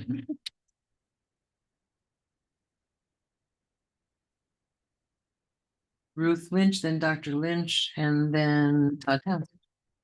Ruth Lynch, 2802 Lake Osborne Drive. Good evening. I want to thank each of you, Mayor, Vice Mayor, and Commissioners, just like everybody else has, for your effort and thoughtful attention you've dedicated to this issue. Thank you for listening carefully to the community's many concerns regarding the potential overdevelopment of this unique property. And I commend you for your clear level preparation and understanding of the many challenges associated with Sunset and carefully deliberating the proposed zoning amendment. Sunset property is a unique parcel. I've said this before. It deserves an equally thoughtful, appropriate zoning classification. Ideally, it would allow with the county zoning of MR5. But I understand that the current Lake Worth Beach zoning framework, SFR, is the best option. So thank you. However, the property cannot realistically support 7 units per acre, as substantial portions must be dedicated to the necessary infrastructure, leaving less room for the homes. I respectfully ask our city staff at Community Sustainability and our Planning and Zoning Board to advise any future developer that the site plan must allow for a wider perimeter buffer to preserve the edges of the ridge and the Murray Hills Wall, preservation of the anchoring trees to ensure the ridge remains intact, optimal on-site stormwater management, adequate space for the roads and easements, and additionally, clear conditions and limitations are essential to reduce impacts on our surrounding neighborhood, with traffic being our utmost concern. Thank you all for your time and your attention and your consideration. Thank you. Dr. Lynch? I can't say it any better than Ruth because. Smart man.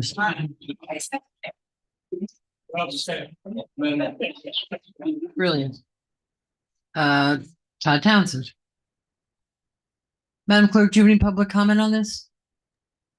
I have 3, Madam Mayor. Okay, thank you. Todd Townsend. Hi, Todd Townsend, 502 South J Street. I went to that property myself. I went in there. It's beautiful. It's one of the most immaculate, untouched areas in this whole area. And I think that people should have gone in there and had a good look at that place. The gentleman that owns it was trying to have it as a park. He was trying to get you to take it as a park, you know, buy it and make it an incredible park. I mean, if you've been in there, it's one of the most incredible places I've ever seen around here. And it's just another situation where oh, it's a park, let's just let it pass. Let's not do anything about it. Or it could be a park, let's just forget that. Let's build some houses. When you go in there, there's not going to be any roads. It's going to be like one road and then one road to come out. It's like one lane and then one lane out. And it's going to be a disaster. And there's trees in there. That place is beautiful. It's incredible. Go see it. Talk to the gentleman. He's an absolutely nice guy. Turn this around. I mean, I appreciate that all the people that have gotten it to the point where it's like, okay, we're only going to build so much. Nothing should be built up there. That's a great example of what old Florida used to look like. It would make an incredible park. And so, dang. Thank you, Madam Clerk. Thank you, Madam Mayor. First comment is from Jill Carlin, 2381 Sunset Avenue. I'm in favor of this zoning change for single-family residential. Next comment is from Trip Ciochi, 2217 Collier Avenue. We appreciate this commission protecting our single-family neighborhood with the SRF zoning. And the last comment is from Suzanne Ciochi, 822 Sunset Drive. The SFR zoning will help protect our neighborhood. I'm in favor to SFR zoning. That's the only comments on this item. Thank you. Can I have a motion? Motion to approve. Commissioner May had made the motion. I seconded it already. She said we didn't have a. Yeah, we did. All right. All right. So apparently Commissioner May made the motion. Yes, and Vice Mayor seconded. Okay, great. So all in favor? Aye. Vice Mayor. Any opposed? Commissioner May walked away. I'm sorry. Yeah, she's I'm just letting upstairs. her Right? Okay. Well, thank you very much. Second reading is done. Have a good night. First reading. Second. It feels like second. Feels like you've been here forever. Mayor, just the second reading will be on the 29th. Okay, the second reading will be on January 29th. Thank you very much.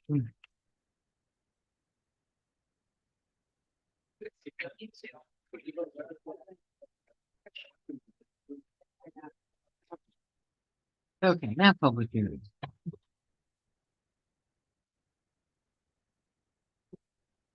Yeah, we're gonna take a little break while the folks are going in, a little comfort break.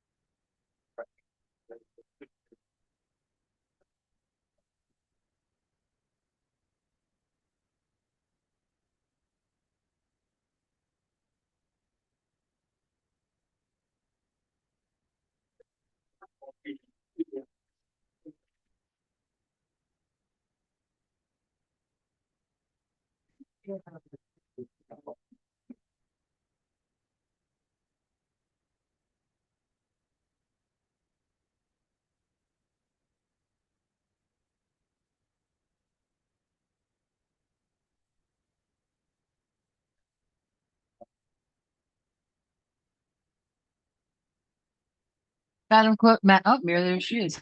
Mr. McBoy? Calling Mr. McBoy. Madam Mayor, it's 7:55 and you do have a quorum. All right, let's get going then. Yes.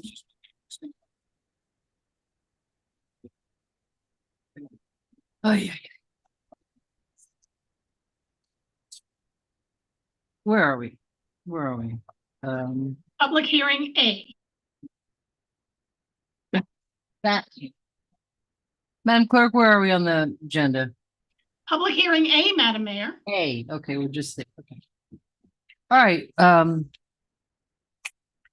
okay, folks, we're gonna get started. Thank you. Okay, ordinance number. Folks, Before we go on, Madam Mayor, can I just ask a sorry. question? Yeah. I would like to go on the record that I would have voted yes, for the previous motion, had I not been in the ladies' room. Thank you very much. So if we can put that vote in, Melissa? Unfortunately, unless we could go back in time, we can't. Your vote, you're noted as absent. I know, but a person not making a motion for could vote votes against or when not we're vote on or not vote. Hmm. You're listed as absent. I'm sorry, Commissioner.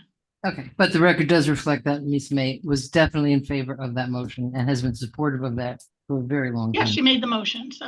Yeah, we could do that.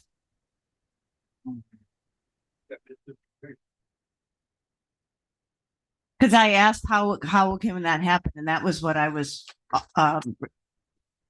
instructed to do.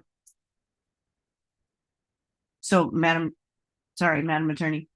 Well, I was just gonna say that, you've put it on the record now, the clerk and I can, discuss how to. You can list it as a 5. Yeah, Yeah. make it part of the record.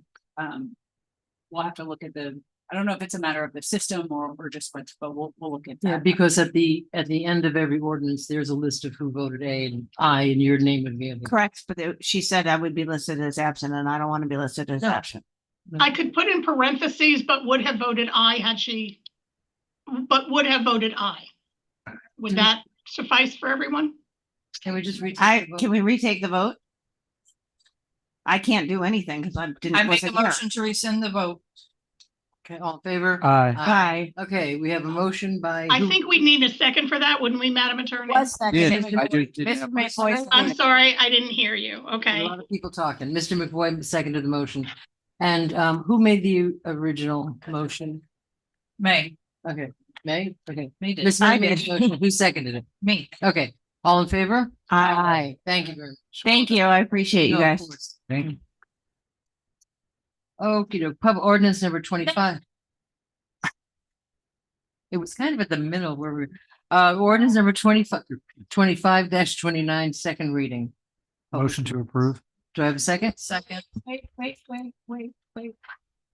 This is ordinance 2025-29, an ordinance of the city of Lake Worth Beach, Florida, amending chapter 23 land development regulations, article 4 development standards, section 23.4-10 off-street parking, paragraphs F, 3, and G, related to fee in lieu of parking and electric vehicle charging infrastructure, and providing for severability, complex codification, and effective. Thank you. Motion to approve. Second. Okay, public comment? I have a public comment, Madam Mayor. Okay, and I have not one.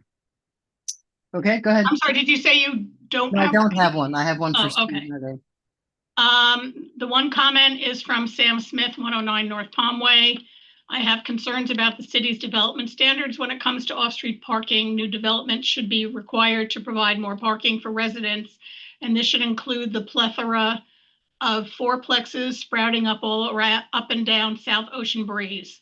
Fee in lieu of actual parking spots does not fix the problems with these developments, And these fourplexes should not be able to count on-street parking as part of their parking requirements. We need more focus on this issue as it is getting out of hand. I've previously reported signs near Bryant Park where condo development has posted no parking and private parking signs to claim the public street parking. I reported them months ago to the commission and the city, and the signs are still up. That's the only comment. Thank you. Todd Townsend. Hi, good to see you all tonight. I just wanted to remind you that if you go ahead and make street parking part of Mr. Wiener's apartment complex or any other business, you'll have to back up and look at the situation on H Street, where a lot of people work on a lot of cars and they keep a lot of the cars out front. And there's plenty of space. They never get out in the road. I'm through there all the time. I just have my Jeep worked on there. People are great. But it's just not fair if you're going to give the Wiener skyscraper apartment complex street parking or any other business allowed to have street parking and then take it completely away from my friends on H Street. Well, we're just not going to stand for that. Thank you. Thank you. I have a motion in a second. All in favor? Oh, no, sorry, Mr. McBoy. Thank you. Just very quickly, a couple of things that I had mentioned before. I don't know whether they were incorporated or not, but at the first reading, I mentioned that I would be a bit more comfortable with the benefit fund being either labeled the mobility fund or the transportation benefit fund to fund things that are identified in our mobility plan a little bit more broadly than just parking. That was one request. I don't know whether that change made it in anywhere. I also wanted to make sure that doing something like that would allow for funding of things like circuit, which helps reduce your parking demand. And I think I raised before the removal or the removing the requirement for electric vehicles, which I understand comes from the state, but is there any way that we can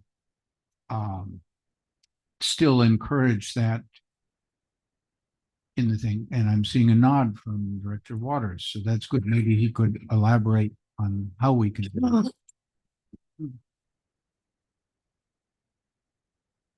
For the record, William Waters, Community Sustainability Director.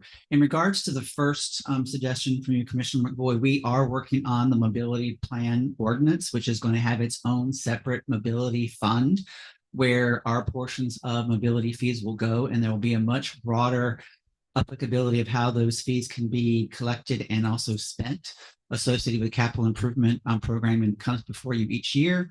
The parking improvement parking improvement fund is a rename of an official fund where it's really related only to the core and providing means of parking infrastructure improvements in the core. I'm hoping when we do a mobility plan, it's citywide, not just the core. So you're going to be seeing that ordinance in the next few months. We've still got to work out where it gets situated in the code of ordinances, but we'll get there. Also, in reference to the electrical charging stations, we have under the Sustainable Bonus Incentive Program incentives where if you incorporate things that are not required by code, their value can apply to the project. So there are a number of areas where green infrastructure, not only for the performance standards for buildings that are over 7,500 square feet, but also for planned developments, and also for projects that request additional high intensity or density under sustainable bonus, could be encouraged or would be encouraged to do EV stations. And based on the proliferation of electric vehicles that are coming, developers would be remiss to not include those types of infrastructure in their new projects. Right. Okay, thank you. All right. Any public comment, Madam Clerk? Mr. Segwitch, your lights on? Mr. Waters, can you just clarify on the renaming of the fund? Does it have to be named the Parking Improvement Fund, or could it be named something like the Core Transportation Fund? And if so, would that change how it could be used? The fund already exists and it's being used for the purposes outlined in the ordinance. It is currently named Parking Improvement Fund. So we were trying to keep the same. The funds that it was originally designated to go to the community benefits program, that program never got finalized. So when the fund was created, the parking improvement fund was used because that was what was Okay. the funds were being used for. So Got it. you can name it whatever you want to, but this is how it already How is it could choose. used. Yeah, so it will have no effect. Got it. I'm sorry, Madam Mayor, I read the one comment. Okay, okay. All in favor? Aye. Aye. Okay, ordinance 25-30, second reading. Please read by title. Ordinance 2025-30, an ordinance of the city of Lake Worth Beach, Florida, amending chapter 23 land development regulations. Article 1, general provisions, division 2, definitions, section 23.1-12 definitions. Article 3, zoning districts, division 1, generally, section 23.3-6 use tables. And division 5, industrial districts, section 23.3-24 IPOC industrial park of commerce. Article 4, development standards, section 23.4-10 off-street parking, and section 23.4-13 administrative uses and conditional uses. And Article 5, supplemental regulations, section 23.5-9 public purpose dedication, and providing for severability, conflicts, codification, and effectiveness. Thank you. Motion to approve. Do I have a second? Second. Any public comment? I have none here, Madam Clerk. I have one comment, Madam Mayor. Oh, please read. Sam Smith, 109, so. Palmer. There you go. Sam Smith, 109 North Palmway. After listening to the presentation on this issue from the last meeting, I'm against this ordinance. This appears to be an effort to spot zone, which is not permitted in the city, to benefit one particular company. While the Park of Commerce appears to be the correct location for this type of company, a 60-foot tall concrete apparatus and construction trucks going in and out at 5 a.m. will create an untenable situation for nearby residential areas. Probably the city should not have permitted new residential development in this area, but they did. As such, it is not fair to those city residents who live in the Park of Commerce area. I'm also concerned about traffic on 10th Avenue North, which is already a parking lot most of the time. These big trucks traveling back and forth also creates risk for Lake Worth Middle School students, as there is no crossing guard at the I-95 ramps. That's the only comment on this item. Thank you, Mr. McCoy. I would actually echo some of Mr. Smith's concerns, the one about 10th Avenue being a parking lot at frequent times, the concern about this is a walking area and biking area for, and not probably scooters now too, for our middle school. My original concerns that I was going to raise were actually less about the particular request and more about process. And I remember asking, or I think it was actually the vice mayor that asked, somebody asked how much time was spent on this, because it does feel to us, to me, as the perhaps not fully educated, it does feel a little bit like spot zoning. I understand that legally it probably is not spot zoning, but when you have rules in our books that say you can't do something and a particular company comes and says, well, I'd like to do that, and staff spends estimated between 80 and 100 hours trying to find a way to let them do it, it sort of doesn't give confidence in our process. It raises concerns, and so I'm not very comfortable with it, both on a process basis and on the specific concerns that Mr. Smith raised about the residents. And I think he might have misspoken. Newly approved residences there. I'm not aware of any I guess maybe he's referring to the apartment buildings. That could be, yeah, I guess there are new ones that we have approved. I was thinking of the mobile home parks that have been there a long time, but either way, there is residential in that area and we have approved newer. This doesn't seem like it's going to make their lives any better. So I'm uncomfortable for both of those reasons and will be voting no. Mr. Sedgwick. Thank you, Madam Mayor. In terms of, the spot zoning question, we see things that we haven't contemplated in our code all the time. And this is a correction for things we did not yet contemplate within our Park of Commerce. So, I'm very comfortable with it for that. I did have one question. I don't believe when I made the motion, I did so with adding additional setback language to it. It I believe my motion was for adding the additional distance, which we have covered over in item 6 on line 394, and item 10 for the lot coverage. Item 11, I'm just curious, not that I have a problem with it, but where did that come from? What's the rationale? Again, William Waters, Community Sustainability Director. That was added because the apparatus doesn't qualify as either an accessory structure or a principal structure. So there effectively were no setbacks for the apparatus. So we added them in based on the conversation that we had. I think it was Commissioner McBoy that brought up some concerns about setback. And we conversed with the private applicant. I want to remind the use that's talked about is already allowed in Park Commerce and has been since before my time. What is missing are the performance standards necessary to actually implement it in an appropriate and best practices methodology. I also want to, so I think I heard some rumblings. This request before you now was privately initiated through a private applicant. There was discussion of other things at this site associated with the batch plant, and there were some modifications made to an LDR change that was already coming forward to help clarify some things in the artisanal industrial district as well as the commerce district, which are embodied in here. But you all chose not to move forward with that ordinance after at first reading.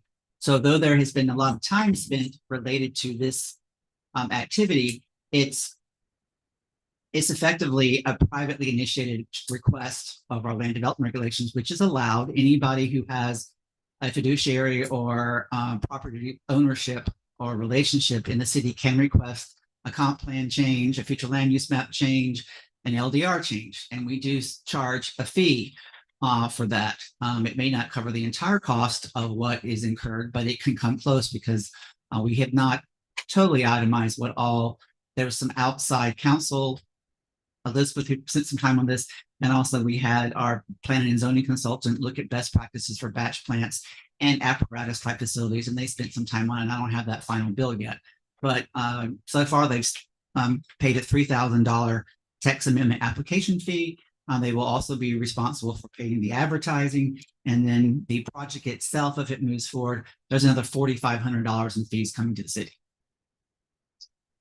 Thank you, Mr. McBoy. Just a clarification, and I can't reproduce what you just said a minute ago, but I think you said something along the lines that there can be privately initiated requests for changes. We as a commission have heard kind of repeatedly that we shouldn't be worried about what happens at the beach, and we should go ahead and approve amendment that would give 99-year leases that could be approved just by the commission. Can you help me understand and the public understand what would prevent somebody who was interested in doing something at our beach from also doing a privately initiated request of change of one or another of our rules? Is there anything that would prevent that?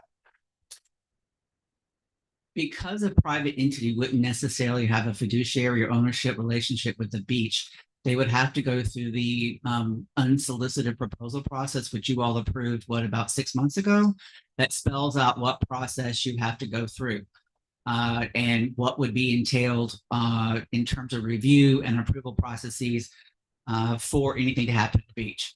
Because most likely, regardless of what happens with the referenda, if somebody wants to do something other than what's already there, they're going to have to make comprehensive plan changes and LDR changes, which that whole process could take more than a year. Can we call the question? We're getting off track.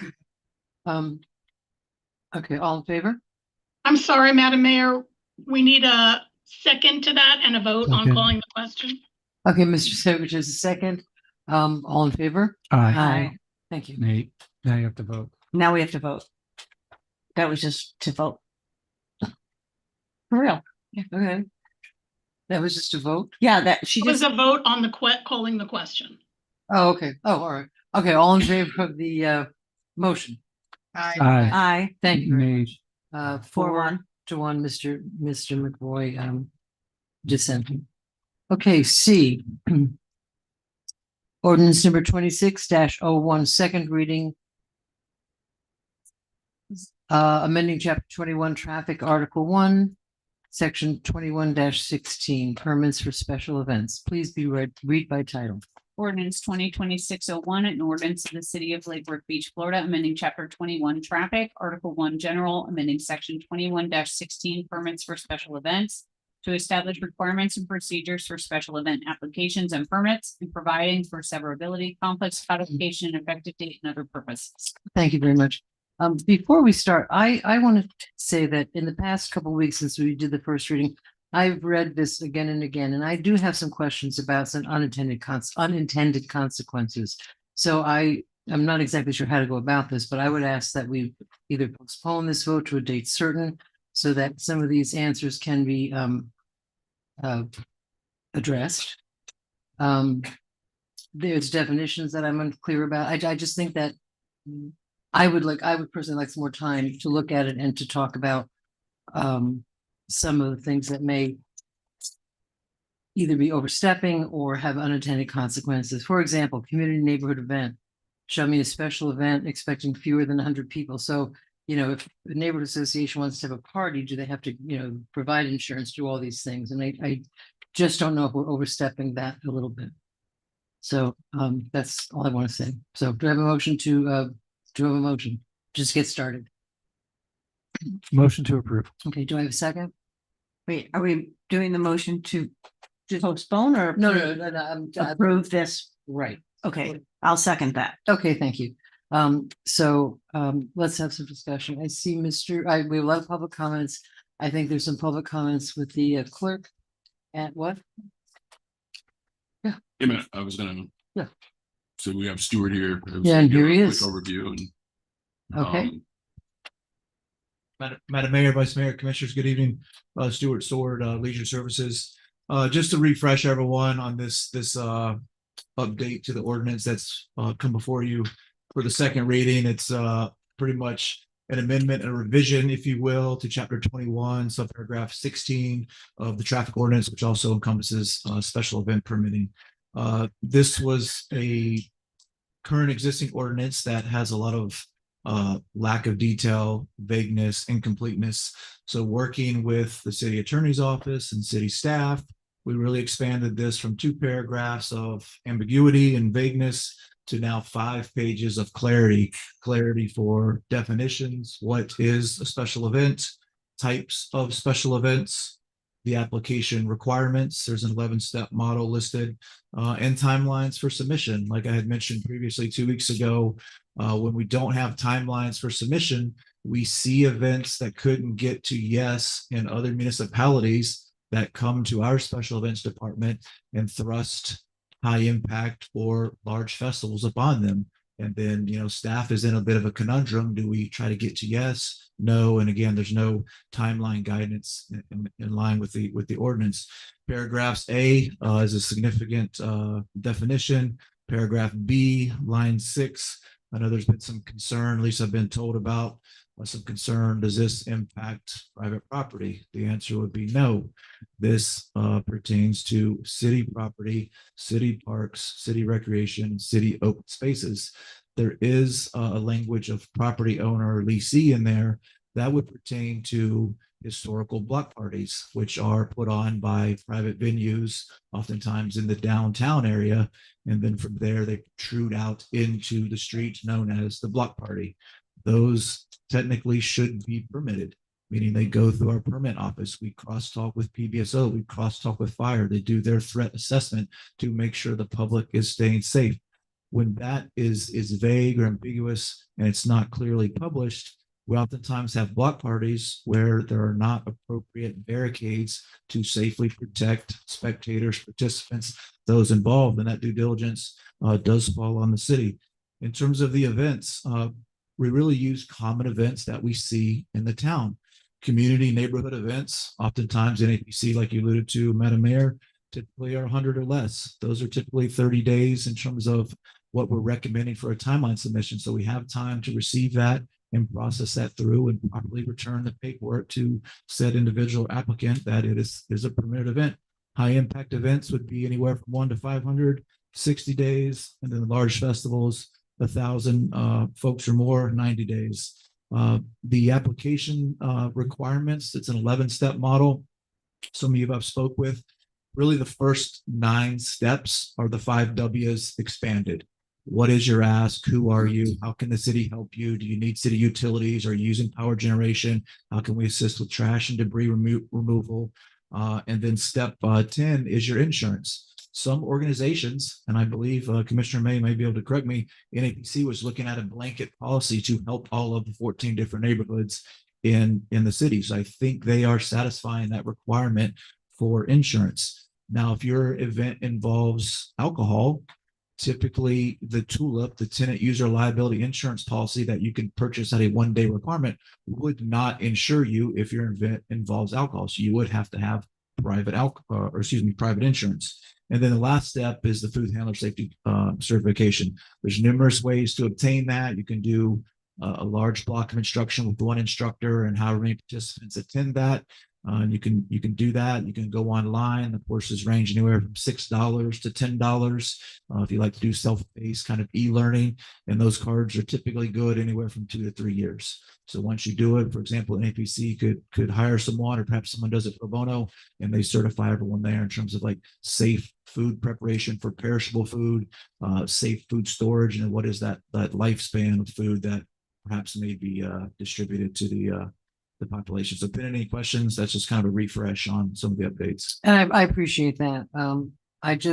There's a stifling effect. Like, let's say we're sitting together and we say, "Hey, let's have a picnic. Let's go to Bryant Park, and there's 20 of us, and we want to have a picnic." That sort of stifles. I mean, I don't know how the enforcement works on this, but that does sort of stifle any sort of spontaneous gatherings. They'd have to get a permit. They'd have to. How would they not have to get a permit? Well, the number we attached there, 25, and I spoke about this 2 weeks ago, is really if you take the largest size sports team, football team of 11, that gets you to 22. Obviously, offensive defense type set, a coach that brings you to 24. So there's a little bit of latitude in there in terms of like large picnics, pavilion capacity, and stuff like that. If you want exclusive use of a pavilion right now, you should contact the recreation department and reserve it.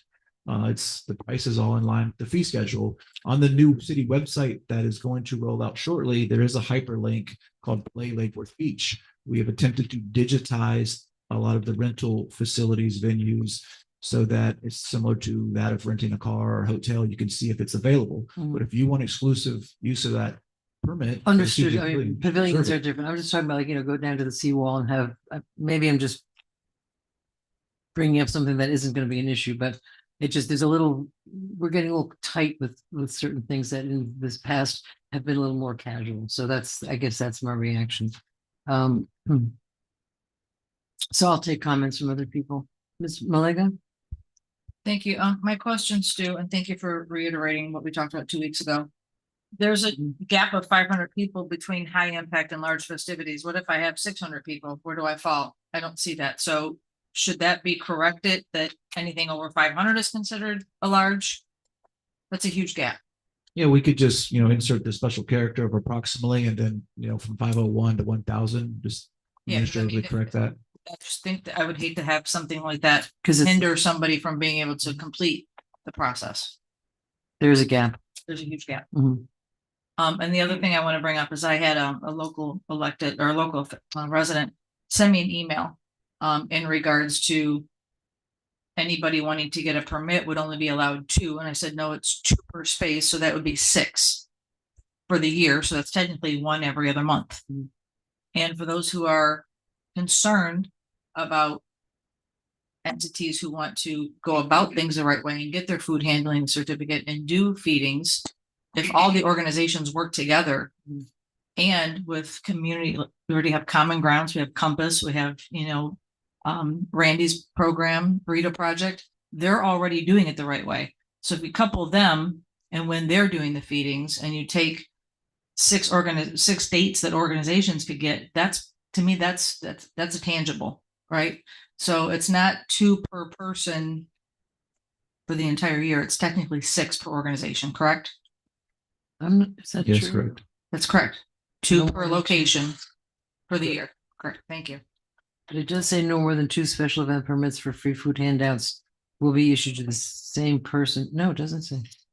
Organization or consecutive 12-month period to be either any of the three parks. So no more than 2 special event permits for free food handout events will be issued to the same person, group, or organization in a consecutive 12-month period. Doesn't say for the same public space. All right. Okay. Okay. Mr. McBoy. I agree with the mayor that I don't think this is ready for prime time, to put it mildly. I spoke very strongly about this the last time that, and I stand by that, you know, we've singled out special events for free food handout events. We are aiming at that in our regulations. And I appreciate our staff's assertion that it was vague before, and now we've got 5 pages of detail. But I stick with what the mayor raised as a concern, is that some things that we might have thought as a community we want to support, and we don't need to have 16 zillion different rules and make it bureaucratic, and basically, bottom line, make it harder and harder for groups to do certain things, because we kind of don't want certain other groups to be in certain places. I mean, I think we're kind of blatant about it. You can't do anything in the way of free food at Bryant Park. We've kicked it off to other places that don't make a whole lot of sense. We've said, well, you could get there by public transportation. I have major problem with how we're doing it. I did, and thank you, Mr. Sword, I did send some information requests, and they relate a little bit to some of the concerns the mayor read. I asked, well, what if I want to organize a parents' potluck meal at Bryant Park? I happened to stop in on one of those and talk to the parents. Yes, you got to get a permit if it's an exclusive use. Well, what if I don't care if it's an exclusive use of the pavilion? I'm going to have, I don't know, 20 people there. If other people want to use the other part of the pavilion, it's fine. Why don't we just let it just sort of happen? It's not, we shouldn't be making things harder. Then it gets a little bit more difficult. I've invited all my buddies. They don't happen to be 11 and 11 football teams. They're just buddies. I don't know how many people are going to show up. So I asked, what happens if more than 25 show up? And here's the quote from Mr. Sword, more than 30 would constitute an ordinance violation, would be subject to cease to operate immediately or at a time determined by the city. So unfortunately, maybe I got a lot of friends. I don't think I have more than 30 friends, but maybe I do. And more than 25 shows up, and now I'm shut down. But it gets better, because there was some clarification. Mr. Sword said, look, some of this is in the legal department. So we got some clarification from our attorney. This could constitute a misdemeanor. So I've kindly invited all my buds to come to my picnic. And I don't know who gets the misdemeanor, whether I did, because I invited them, the nerve to invite my friends to a picnic at a public park, and the nerve that more than 30 or 25 showed up. Somebody's getting a misdemeanor. Somebody's getting a criminal record. Are we nuts? Are we nuts here? Are we like off the wall crazy? And because this has been a theme that I've seen for a while over the last year, 2 years, that we are making things harder and harder. I was asked, Sierra Club organizes regular public events, and they asked to use the library, which we've used. The Tree Club, a tree board has used the library in the past. And that was before we had the nice new room. The response was, well, the response from staff was, well, the commission has kind of said that we don't want to let that room out and it costs extra money and whatnot. The Sierra Club then went to the West Palm Beach Public Library, and guess what the response was there? Could you have more events at our library, and we'll run you a check for $250 for each of the events that you do bring to our library. Nice. What is the difference in message that we are sending in our community? Don't use our public spaces. don't have certain kind of people in our public spaces because we kind of don't like that. We're going to run them out of town. This is not, I don't think that the code as it's being written is reflective of the open-hearted encouraging of public gatherings, encouraging of people to express their religious beliefs, encouraging of people to express their First Amendment rights and religious belief rights. I think this is going in the wrong direction. So I cannot support it. Thank you. Ms. May. I just have a question for Mr. Sword, because I think we talked about a little bit of what could happen and that the city would need to, you know, it's a litigious society. There's some liability with an event like Mr. McFoy just suggested. And can you tell us the lessons learned from where there was the event? I believe it was in Boynton. Yeah, in terms of the enforcement mechanism, the approach would be educate, which based off the outcome of this, if it's approved, we'll do a media blast, obviously publish the updates to all the stakeholders that have historically worked with the city. So there's the educate aspect, then there's the warning aspect, and there's the enforcement aspect. And I know some of the commissioners and I have spoken, there's a fair amount of ordinances that are on the book that don't really have an enforcement mechanism against them. In terms of, I'm not going to get into those details, but you know, it takes someone to go by and have a human approach and interact with the person. Hey, the gathering is not in line with the ordinance, and perhaps give them time to correct that action before it would escalate to, you know, misdemeanor, you know, type of charge. No, but I mean, can you tell the story about what happened in Boynton with the shooting? There was I believe it was Boynton. We work a lot with risk management consultant in terms of threat analysis and stuff like that for events. There was a shooting. I'm not sure if it's Boynton. I believe it was Boynton, but I'm not sure exactly. At an event that was on city property, and there was some culpability there. So in terms of the insurance requirement, that really comes out of like historical lessons learned from other municipalities.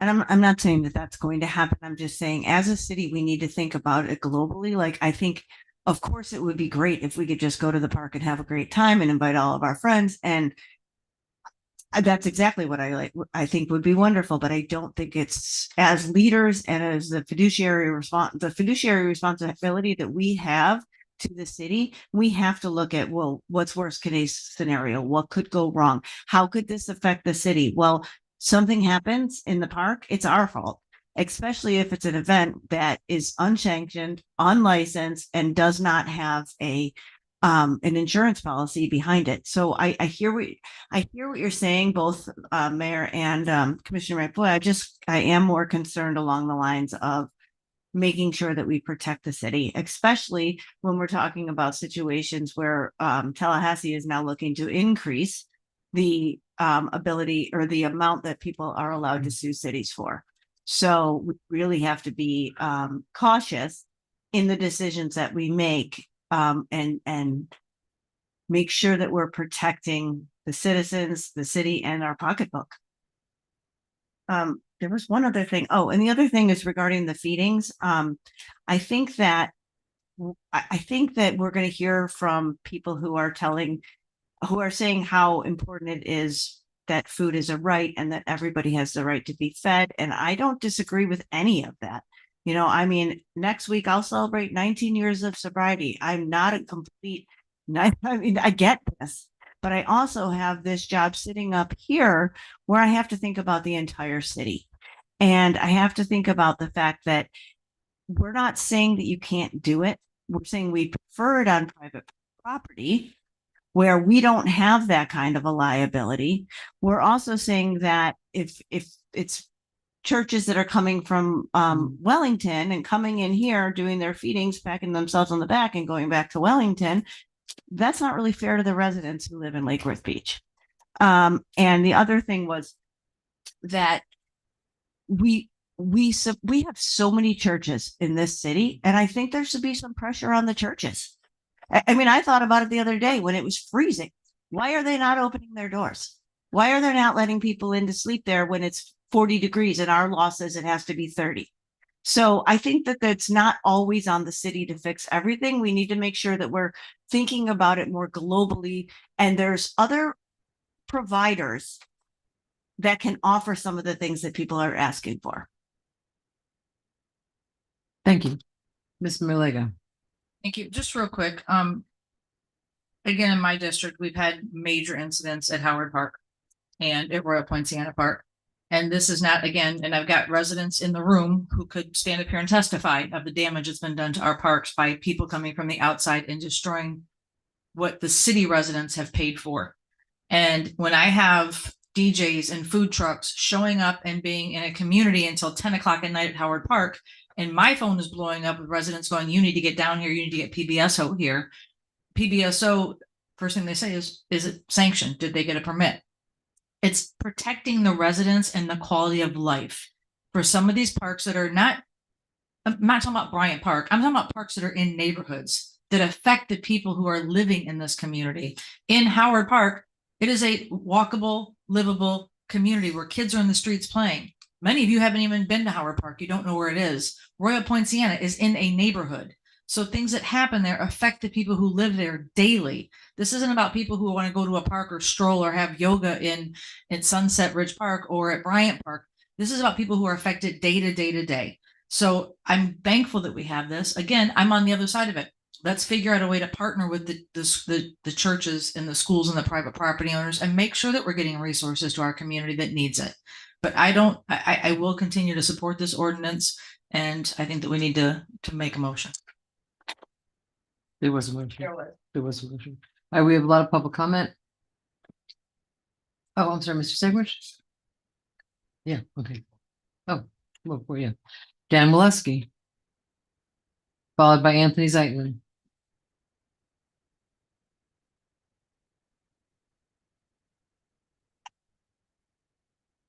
Good evening, Dan Walesky, 607 North K Street. I'm against the passage of this amendment or this ordinance as it's written today. I do believe that it is too broad. Vice Mayor, I understand that you're saying this isn't about the people doing yoga in the park and the people having gatherings, but they are being included in this. And so I understand that you're doing it for a purpose and that you believe in that purpose, but the ordinance as it's written is too broad. With regards to the mayor's comments about gathering for 25 people, we do that often. We've got a text group through WhatsApp of my friends who have kids at North grade who live in the neighborhood.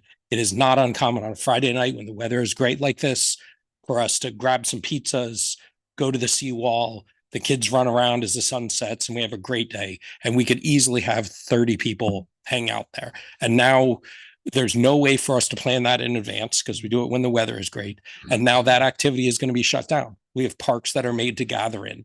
We are, friends and families who live in this community who want to use the parks to gather. And we're being told that if we have more than 25 friends, which our group does, now we have to have a permit 30 days in advance. And I mean, I'm not sure the health certificates isn't a big deal. It sounds silly, but we have to submit who's going to be serving the pizza, and have them submit their health certificates. It's a little bit outrageous, but this definitely overreaches. And I believe that in addition, I know I've seen this before and everybody thinks about it and they're like, oh, well, they're not going to go after us. They're going to enforce it here and there. But then you get into issues of selective enforcement and you already have threats of a lawsuit. You already have threats of issues with this ordinance. And if you now are relying on selective enforcement for it not to have negative impacts on your community, it does not make sense. And I think you need to work on the language. I also believe that you should have an outside counsel review it, probably somebody who's been involved in litigation of this issue in particular to review it, look at what has been litigated, what hasn't, and having an outside counsel would be very effective. So for those two reasons, one, I think it presents a huge liability for the city. And two, I think it definitely impacts everyday people in the city of Lake Worth who like to gather and use our parks. I think that you should either table it to a date certain and review it, but I do think the language itself needs to be modified. Thank you. Anthony Zeitlin, followed by Alexander Moore. Anthony Zeitlin, 117 18th Avenue. Good Good evening, Mayor and Commissioners. I want to speak actually in support of this ordinance, specifically the part that brings in the like law enforcement review in this process. I mean, it's common sense, right? That when larger events are planned in parks or even in public spaces, it's better to have law enforcement involved early. It obviously gives them a chance to kind of review the whole thing and see if there's any, issues that are going to come up ahead of time. I've done security on the side in the past, and one of the things that always happens is when you have large gatherings of people, the dynamics change. When people are, by themselves, they act one way. When they're in a group, you get a mob mentality at times, even if it's a party. I mean, Boynton Beach sounds like a perfect example. When people are in large groups of people, large gatherings like this, they act differently, especially if you start involving alcohol and things like that. So I think that specifically having law enforcement come in, PBSO, and doing a review and just giving even like a once over gives it a much more likely outcome of a positive outcome.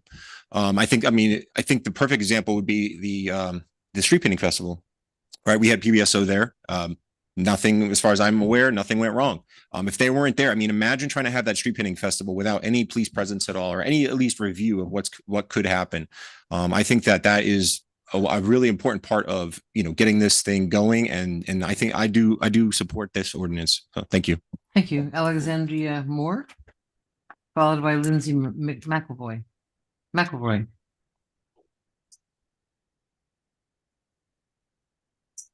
Hello. I believe I wrote a comment on the card, but just to reiterate, You need your name and address. my name's Alexandra Moore. Your address. Um, You have 1502 South Lakeside yes. Highway. Thank you. Yes. Yes, I believe this, the way the ordinance is being rewritten is a gross overreach. I think it's going to stop people from enjoying the parks. Thank you. Thank you. Lindsay McElroy, followed by Mariana Blanco. Hi, Lindsay McElroy again, 1776 Lake Worth Road.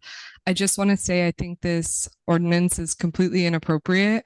I think public spaces like parks are very important third spaces for communities to gather, and you're really de-incentivizing your community from gathering and having a stronger community.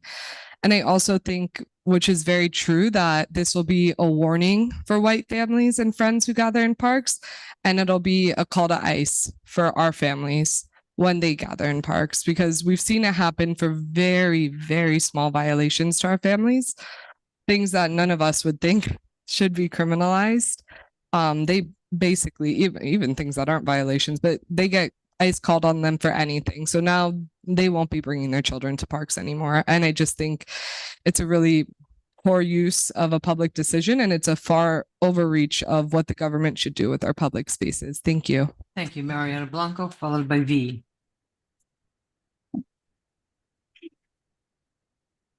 Mariana Blanco, 1776 Lake Worth Road. 3 years ago, we sat here and we filled the commission demanding that something be done about the housing crisis. We still have a housing crisis. People still can't afford their rent. They can't afford food. And that's put the burden on a lot of nonprofits, like you all mentioned. I think it's great that you, Vice Mayor Malega, you believe in the collaboration of nonprofits. We wouldn't survive without collaboration from our colleagues. But that also means that you're putting the burden on agencies that are already overwhelmed with the work that they're doing to now contribute more than they would have to if this ordinance wasn't passed. I think that this ordinance is incredibly inappropriate because it's further marginalizing people who already have burdens, and creating more burdens for them to gather. We have our youth group gather at parks all the time. Our youth group belonged to Lake Worth City, Lake Worth High School, which you, Mayor Resch, also care about the students of Lake Worth High School. And now we would have to file a permit to take our kids on a picnic, to take our kids to enjoy the park. I think one of the points that Commissioner May brought up about having churches open their doors more is also quite problematic. Churches are overwhelmed trying to tend to the needs, the urgent needs that people are living in right now: food crises, housing crisis, immigration crises. churches are collaborating with us very, very intimately, trying to help people survive, trying to help those children that have been separated from their families. I don't agree with this ordinance at all. I think that this very much speaks loudly to the commission about not wanting food sharing. And I think we just need to be honest about that. So it really, I believe in this commission so deeply. And I think that this would be a huge mistake on the part of the commission to pass this ordinance. Thank you. V. Frey. What? So your last name, I can't. Oh, my handwriting's terrible. It is terrible. It was just on my leg. Yeah. What is your last name though? Biello, 1134 19th Avenue North. I agree with what's been said that this is a gross overreach of government. This is big government and increased police in our parks. I don't think that it will be a very family friendly environment, having more police checking in on how many people are at each gathering, if we're eating, if we're not eating. And I think that in addition to putting the burden on groups that share food, which I am involved with, of course, but it would also put the burden on AA meetings, parents, individuals who may be visiting our city and want to have a party. What kind of a situation does that create where they say, oh, we don't want to go to Lake Worth? The police might come because we're eating in the park. That's what parks are for. But I think that I want to clear up another misconception, which is that when we are doing food shares in the park, that we're doing some kind of, a lot of us are involved with charitable organizations. But when we're doing these food shares, it's a share. We're not feeding. People aren't pigeons. We're not throwing it out for them when we're not saying, oh, here you go. We're sharing. There was a story in the last meeting about somebody who was displaced from their home after Airbnb took their apartment. That was my upstairs neighbor. I was displaced before him, and a few months later, he was displaced. I never knew because I had moved out. Luckily, I found affordable housing. He wasn't so lucky. And I see him at the food shares. And when I am helping to give out food, as are many of the participants, he says, hey, neighbor, it's good to see you. These are our friends. These are people we care about. These are people we're invested in, people we check up on, keep in touch with, organize, and hang out with. These are not people who we're doing a charitable act for and then leaving and just writing it off on our good deed certificate. We don't need to participate in churches, though a lot of us do. We don't need to join 501c3s, though a lot of us do. A lot of us sit on boards at 501c3 organizations. But what we're doing is sharing food and creating community. We're not just giving something away. We're bringing something to the park, and what we're bringing is community. Thank you. Chris Schwartz. Chris Schwartz, followed by Randy Lewis. First, Chris Schwartz. All right. All right. Take it. You can't miss him. And we're just a little bit, out of ordinary tonight, but, I feel that this is a real need that I really voice this. My name's Chris Shudikoff. I live at 3660 Lake Worth Road. Good evening, mayors and city commissioners, Vice Mayor Maliga, Mr. Segrave, Ms. May, Ms. Reach, Mr. McBoy. My name is Chris Shudikoff. I am a resident of the city. I've been here 51 years. I've been in this Palm Beach County in Lake Worth and had 2 businesses for 51 years. I recently became homeless. Now I'm a homeless advocate. Go figure. I'm here to speak about the new ordinance that restricts food sharing in public parks, especially in Bryant Park. It is public record that Commissioner Anthony Segrave and his wife own and operate short-term vacation rentals in Lake Worth. These types of businesses depend on tourism and appearance to our downtown and our park areas. I get it. Bryant Park is one of the city's most visible public spaces and also close to tourist and short-term rental areas. Decisions that move homelessness and hungry people out of these spaces can directly benefit from nearby vacation property rentals. I am not accusing anybody of wrongdoing, but this creates a clear appearance of conflict of interest. For the sake of public trust and fairness, I respectfully ask Commissioner Anthony Sedgwick to recuse or excuse himself from any form of any future votes or decisions related in this ordinance or similar policies that affect the public space and homelessness or food sharing. Our city should be governed in a way that is fair for everyone, houses and unhoused, business owners, and for those who are struggling. Thank you. Thank you, sir. Randy Lewis, followed by Laddie Smith, followed by Peggy Fisher.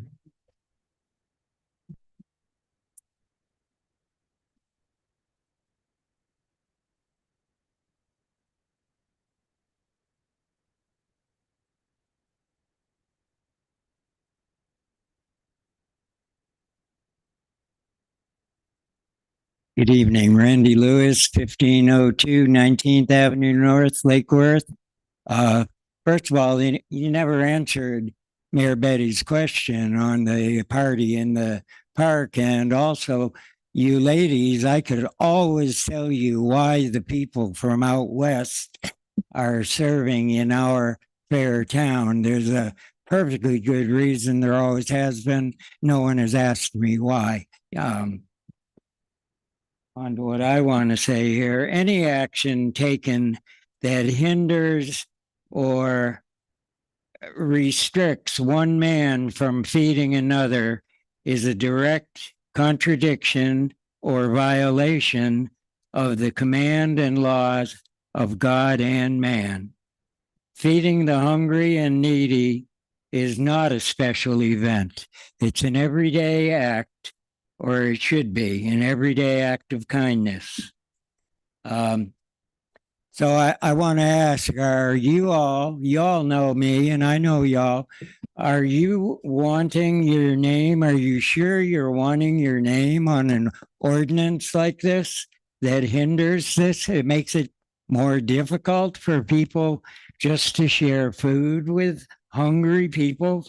Are you sure you're wanting your name and this to be an example of your integrity, your, I don't even have all the words, there's a whole list of them, but your reputation and your legacy be built around something like this being passed?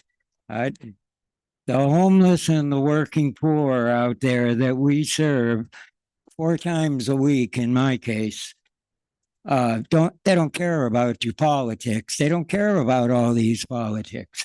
They don't care about that great big hotel and how much money Lake Worth is going to make off of it. They care about being cold these last few weeks, last few days, whatever. They care about where the next meal is coming from. That's all they care about. And folks like me and myself will continue to serve them and feed them and try to keep them warm. Thanks. Thank you. Is it Laddie? Laddie Smith? Mr. Smith? Come on up, followed by Peggy Fisher, followed by Catherine Kohlmeyer.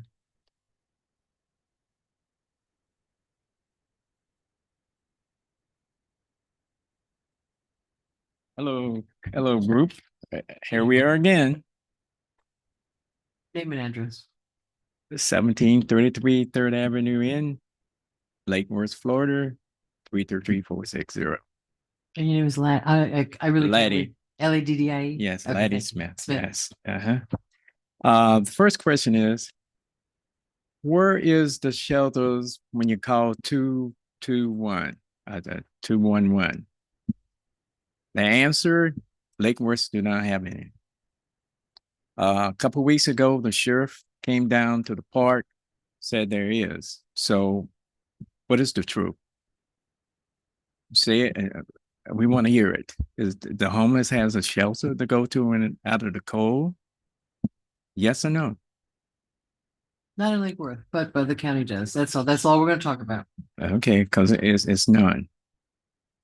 And what everybody is saying is this is unconstitutional. What's been going on here against the homeless people. And also the 14th Amendment, discrimination here against these people.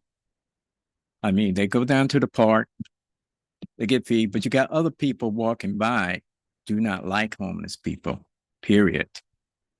You know, I did a little survey. I walk around the town with my pad, ask questions. I had a little buggy, nice and clean and everything. And I asked Lake Worth resident, do I look like I'm homeless? They said no.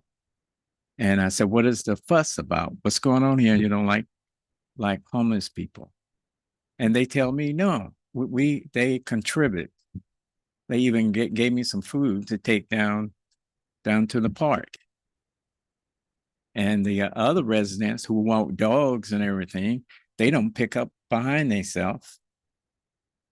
But we get a lot of counties from Randy and all their other churches around. They comes down and feed and help the homeless. And I don't think this is right.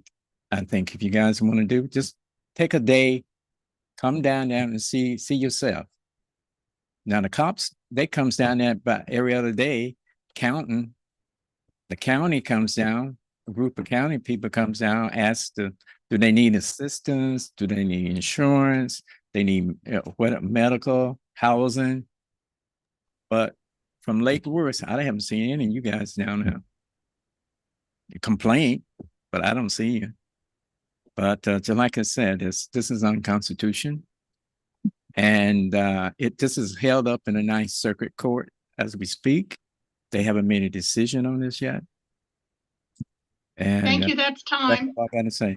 Thank you. Thank you very much.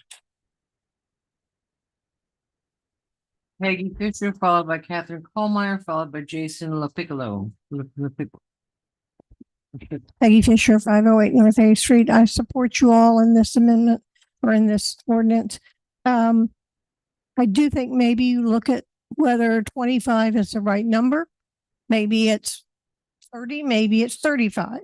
I think that's something you could look at. I do think that there are feedings going on in the city that are done on private property, common grounds, Patrick Livingston. There are lots of things that are done that aren't done in our city parks. And I think a lot of people I know that aren't in this meeting, that either some of them participate in the feedings that are on private property. I think that's what is best for everyone in the city. And if you're going to have it in certain parks, I think that's being give and take on both sides. And I do support what you're doing. I would say, look at the number. And I also asked Mr. Stewart, if I went down with my 5 kids and my sister came down with her 10 kids, and, you know, we all laid out blankets on the grass and ate lunch together, we don't need a permit. Thank you. Thank you. Catherine Kohlmeyer, followed by Jason LaPiccolo.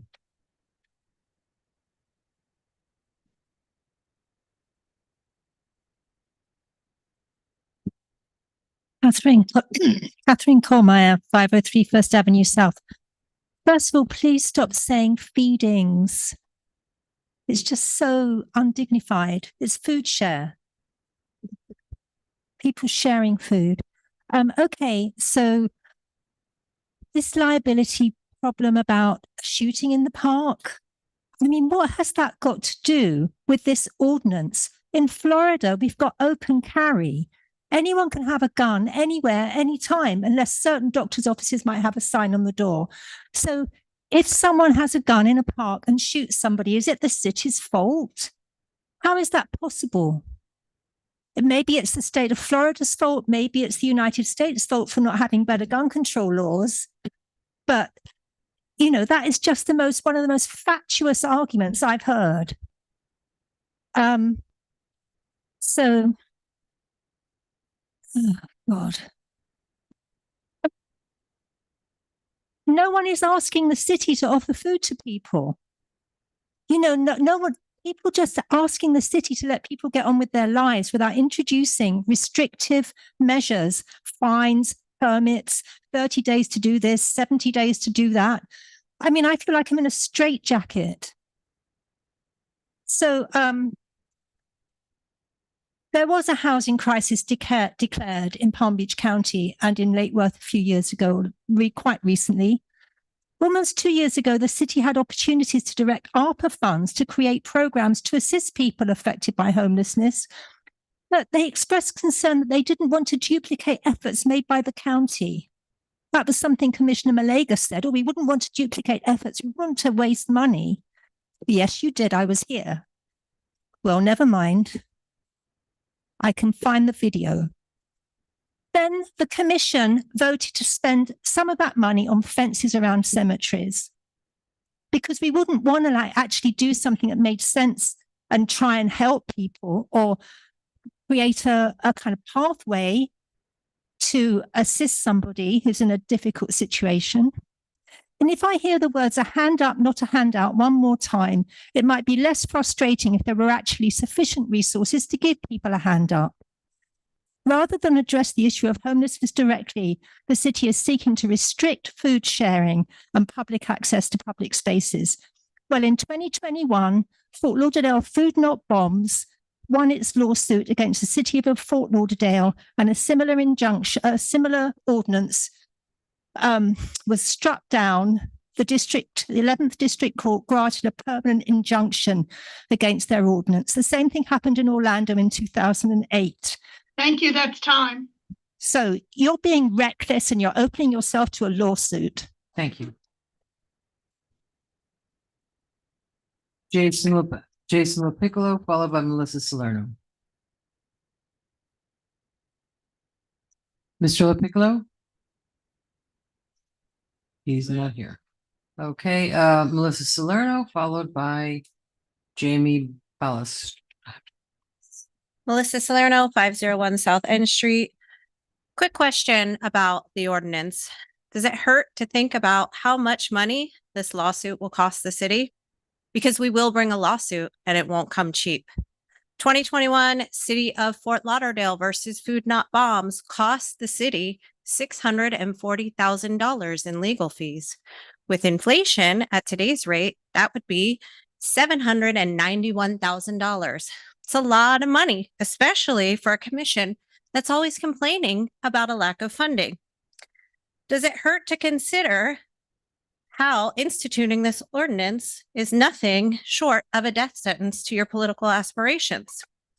When your constituents learn that rather than creatively problem solve with a group of community organizers who are very much willing, you instead aim to restrict, penalize, and waste taxpayer dollars on a doomed legal battle. Since appealing to your humanity and morality didn't seem to sway you all, I figured appealing to your self-preservation may. The city of Fort Lauderdale lost big. The city of West Palm Beach ordinance was dismissed twice and is currently unenforceable. Not sure what sort of magic your city attorney thinks they can work, but one thing's for certain. They'll be certainly magically able to acquire some luxury purchases on the city of Lake Worth Beach's fanciful pursuit of violating our First Amendment rights. Even under the current climate of fascism, the Lake Worth Beach community will not lay down and abide to our First Amendment rights being trampled. Food shares and mutual aid events have a right to exist as political expression, and we will persist. Thank you. Jamie Ballister, okay, followed by Paige Engelhardt. Yes, I'm here to stand in Your solidarity. name and address, please. Oh, I'm sorry. Jamie Ballister, 15706 Longboat Key Drive, Westlake. And I'm here to stand in solidarity with the Food Share Group. I joined the Food Share Group out of empathy. I'm not interested in any sort of profit motive reason. I'm just doing it for the sake of humanity, for the sake of our collective well-being. And the idea that we need cops to protect us, like, we feed people because we want to protect ourselves. We want to do what's best for ourselves. We don't want this, this anxiety and this this burden that's only going to make us feel more afraid of each other, of ever participating doing food share. Like, we don't feel safe when there's a person wielding a weapon out in the open to provide a full sense of security. Like, we're here to do what's best for us in a nonviolent way. We're doing what's best to protect our neighbors and do what's best to feed and continue to exist on our own terms. So please, I'm pleading you to please allow us to continue to do what we do best. We're not here to put any form of coercion onto anyone. We just want to mind our business, and we just want to do what's best amongst ourselves. That's it. Thank you. Thank you. Paige Engelhardt, followed by Ginny Powell. Followed by Kim Stokes.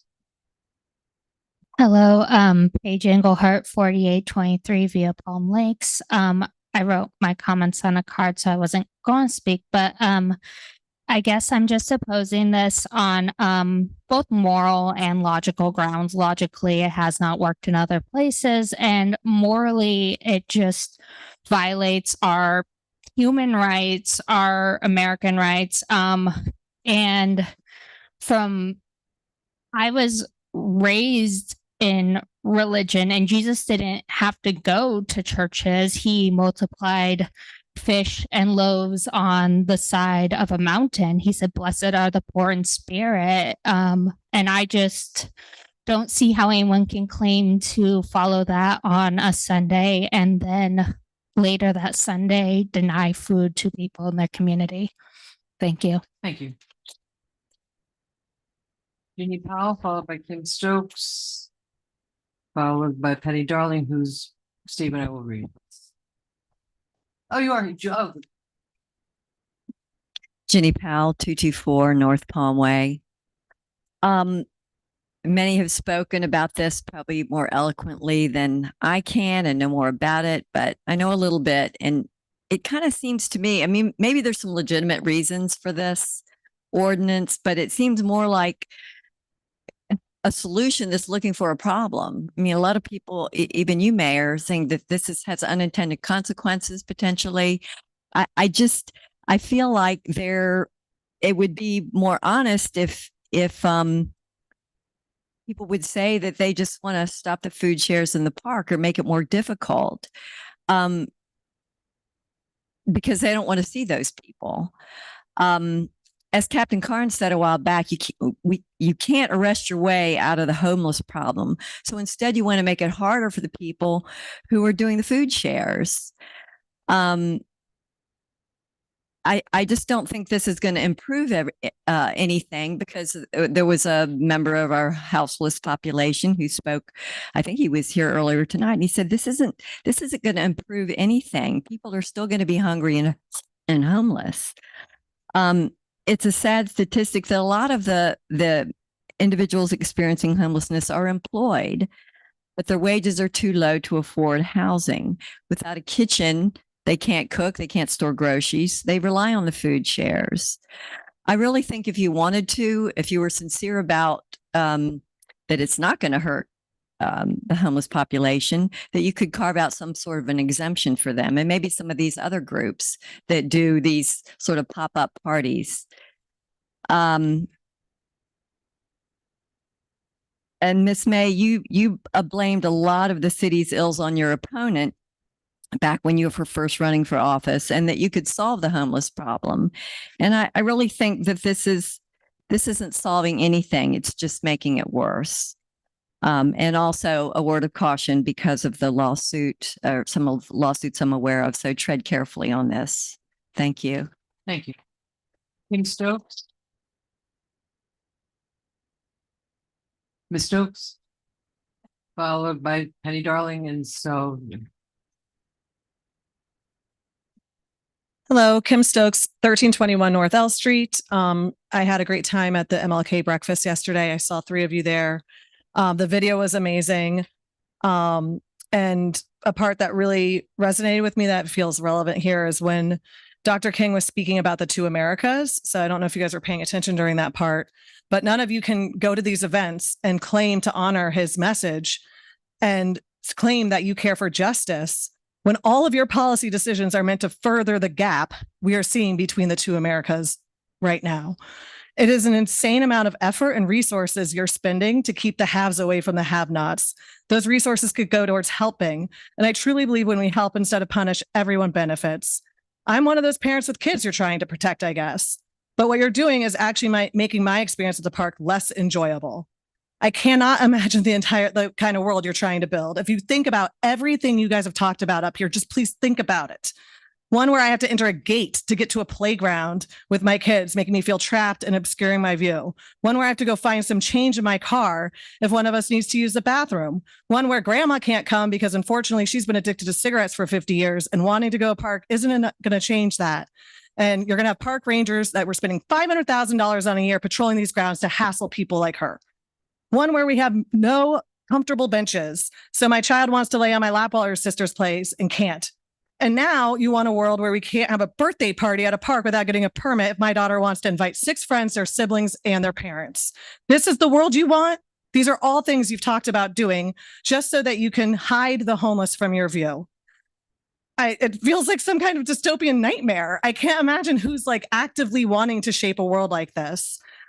I'm a parent with the kids you're trying to protect. We're not afraid of homeless people. We're afraid of people who are aggressive, whether they have a home or not, whether they're on drugs or not, whether they're being funded right now by our tax dollars or not.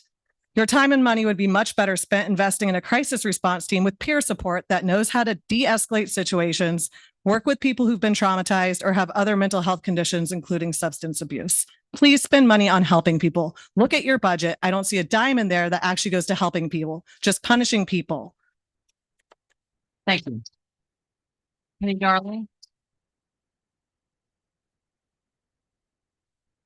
Followed by Hunter Thomas. Hi, I'm Penny Darling. Oh, sorry. Hi. I'm Penny Darling, 1701 North D Street. And I'd just like to start by reading one of the internationally agreed upon human rights, the international human rights. Number 25 is the right of social service.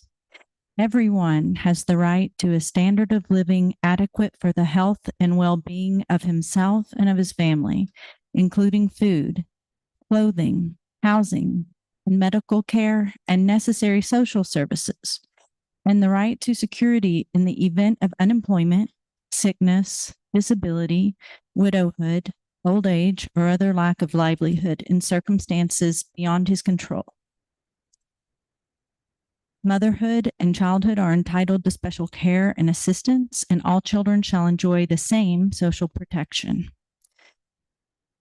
I think with so many issues that you have to consider as commissioners, at the heart of the matter, if you center human rights in your decision making for every decision you make, that is a guiding light. It transcends the whims of individual constituents, and it transcends political parties and affiliations. So I would say if you're going to center this policy around human rights, the policy you're trying to create cannot impact the food shares. Unfortunately, our country was one of the leads in developing the international human rights, and our country sucks at providing and abiding by these rights, as we know, in many ways. We don't provide these things. The disability checks people get are a big joke. I've worked with the Lord's Place. I'm very much aware of how terrible, and with the past few years with the housing, rates going up. Before, people would try to have enough just to rent a room with a bunch of other people, and now that's not even attainable. It's outrageous. So we really have to step up. I would recommend that the city does invest in a crisis team, or at the very least, a staff person who is a neighborhood service liaison for the city. that's- And there are other cities who do that. So we could look at those models. Thank you. Thank you. Hunter Thomas? Hunter Thomas? Okay. Olivia Griffin? Audrey Locker? Is Ms. Thomas in the hallway or Ms. Griffin? Audrey Locker, 219 North L Street, apartment 104. I just want to take my time up here to, I'm not going to implore you on behalf of your humanity or your morality, because I think most of you probably don't care about this. But I do think you need to be honest with yourselves that this is discriminating. This will, and it is designed to discriminate against homeless people, unhoused people, however you would like to say that. You are simply bothered by their existence, or the people whose interests you represent want you to make them invisible. However, it's quite frankly disgusting to me and many of the people here. And I'm someone that, for some of you, when you were initially campaigning to be on this commission with the promise that you would be more progressive and more civic minded than the last commission, have completely reneged on that promise. And yeah, it's horrifying. And I hope that if you do vote on this ordinance, that you regret that, and that you will think of that when you are inevitably sued, because the city has been sued before for discriminating against homeless people. Other surrounding cities have been sued for the same thing, and you claim to care about litigation, but that is exactly what this will bring.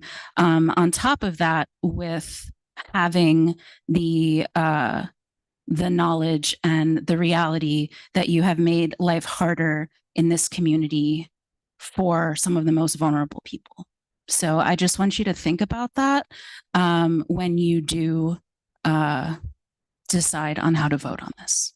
Thank you. Madam Clerk, do you have any public comment? I do, Madam Mayor.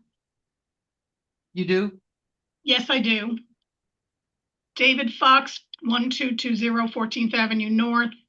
Feeding homeless at Sunset Ridge Park is right in the middle of residential homes. This is not a smart idea. Please consider the other parks not near homes with children. Sam Smith, 109 North Palmway. I tried to post a comment on this topic for the first reading, but the new online system completely failed. I am trying again on second reading. I'm in favor of moving public feeding, public food sharing out of Bryant Park. However, I'm not in favor of moving public feeding, food sharing to other parks in the city. I would suggest holding these events at the Hatch and or the Lake Worth Beach PBSO substation, both of which are centrally located and easy to access. I'm not in favor of the currently proposed ordinance, as I think it will create unintentional problems. If I have a private party at my home with more than 25 attendees and a couple of people are standing in the street or on the public sidewalk, this proposal indicates that I need to obtain a permit because I am interrupting or impeding the usual flow of pedestrian traffic. In fact, most of the establishments downtown would be in violation of this proposed ordinance in that they regularly have events occurring within their private space that spills into the sidewalk and sometimes street area that impedes the usual flow of pedestrian traffic. Try and walk down the sidewalk on a Friday or Saturday night during season, and you will have your usual flow of pedestrian traffic impeded left and right. As a side issue, the city rarely enforces the ADA path of traffic next to or between cafe tables on our public sidewalks, which is a separate but important issue. Next is Noam Brown, 1701 North D Street. Good evening, Mayor, Commissioners, and residents of Lake Worth. I oppose this ordinance as it is presented, as well as the spirit behind it, specifically its focus on sharing food. understanding and empathizing with the day-to-day social and economic struggles that people endure is something that most people, I think, can do. But then having to trace the links between policy decisions and the conditions that exacerbate those struggles is harder for the average person to do. Most folks are not policy wonks, but this ordinance is a perfect example of intentionally making the circumstances for our most vulnerable even more difficult through the use of policy, even to the point of criminalizing this act of kindness and humanity. Where are the values behind this ordinance? Here's how I interpret the motivations and thought process behind this ordinance. How do we make it as difficult as possible to share food in our community? Let's require a permit. On top of that, let's limit each organization or individual to 2 permits per year. Let's require them to carry liability insurance. Then let's stipulate that these permits can be denied for several reasons at the discretion of the permit issuer. In other words, let's make our NIMBY dreams a reality so that we don't have to see and be reminded that the system we're living in really isn't working in any equitable manner and people are truly suffering. Why is our city more than happy to hand out fistful of Benjamins to developers and quote unquote struggling businesses like Benny's, but handing out a plate of rice and beans and a sandwich to the food insecure and the unhoused is where our city draws the line. I oppose this ordinance and hope you will too. Craig Jolly, 125 North K Street. I support the ordinance that adds requirements for food shares in Bryant Park and elsewhere. Rogelio Perez, 1134 19th Avenue North. I strongly oppose any city regulation restricting the right to share food in public spaces in Lake Worth Beach. I call for the commissioners to reject this amendment. I suggest the commissioners consider the 11th Circuit Court of Appeals 2021 decision in Fort Lauderdale, Food Not Bombs versus City of Fort Lauderdale. Food sharing is a form of expressive conduct protected by the First Amendment. There's a history in our state of police arresting priests and community activists because of participation in food sharing. I hope PBSO does not resort to this and makes Lake Worth look bad in the news again. I volunteer with one of the groups that shares food, and food sharing is an expression of our political beliefs. Our society can end hunger and poverty if we direct our resources to social ends. Unfortunately, a significant cohort of the City Commission seems to value increasing property values for developers and property owners over providing for the welfare of existing residents. Food shares have been going on in Lake Worth for years, and any proposed restrictions will harm our most vulnerable residents. I encourage the commissioners to value human beings over profit. Mike Olive, 1210 South End Street. Good evening, Mayor, Vice Mayor, and Commissioners. I'm a resident, business owner, and pastor in the city of Lake Worth Beach. I understand the complexity of the vote before you this evening, and I do not envy the responsibility that comes with the leadership entrusted to this body. I respectfully ask that tonight's decision be approached with both thoughtful judgment and compassion, head and heart together. The decisions made this evening will affect many of our neighbors. Most of us in this room will return home tonight to warmth and food security. Many in our community will not. I would like to ask whether it is possible for the city to form a partnership with local nonprofit organizations that are committed to serving the less fortunate in our city. Is there room for a collaborative approach that reflects both responsible governance and human care? I've listened to each of you speak on this issue, and I am convinced that every member of this board cares deeply about Lake Worth Beach. My concern is not only about tonight's vote, but about what follows. Rather than taking a vote and moving on from a problem that remains unsolved, could city government and local nonprofits begin to work together after this decision to seek solutions that serve the entire community? I believe that by becoming partners in creative problem solving, we can avoid an adversarial relationship and instead build one rooted in cooperation and mutual respect. This is a passionate issue, and understandably so. What I am respectfully asking of the board tonight is compassion, expressed through collaboration and a shared commitment to finding solutions that bring hope and dignity to all residents of our city.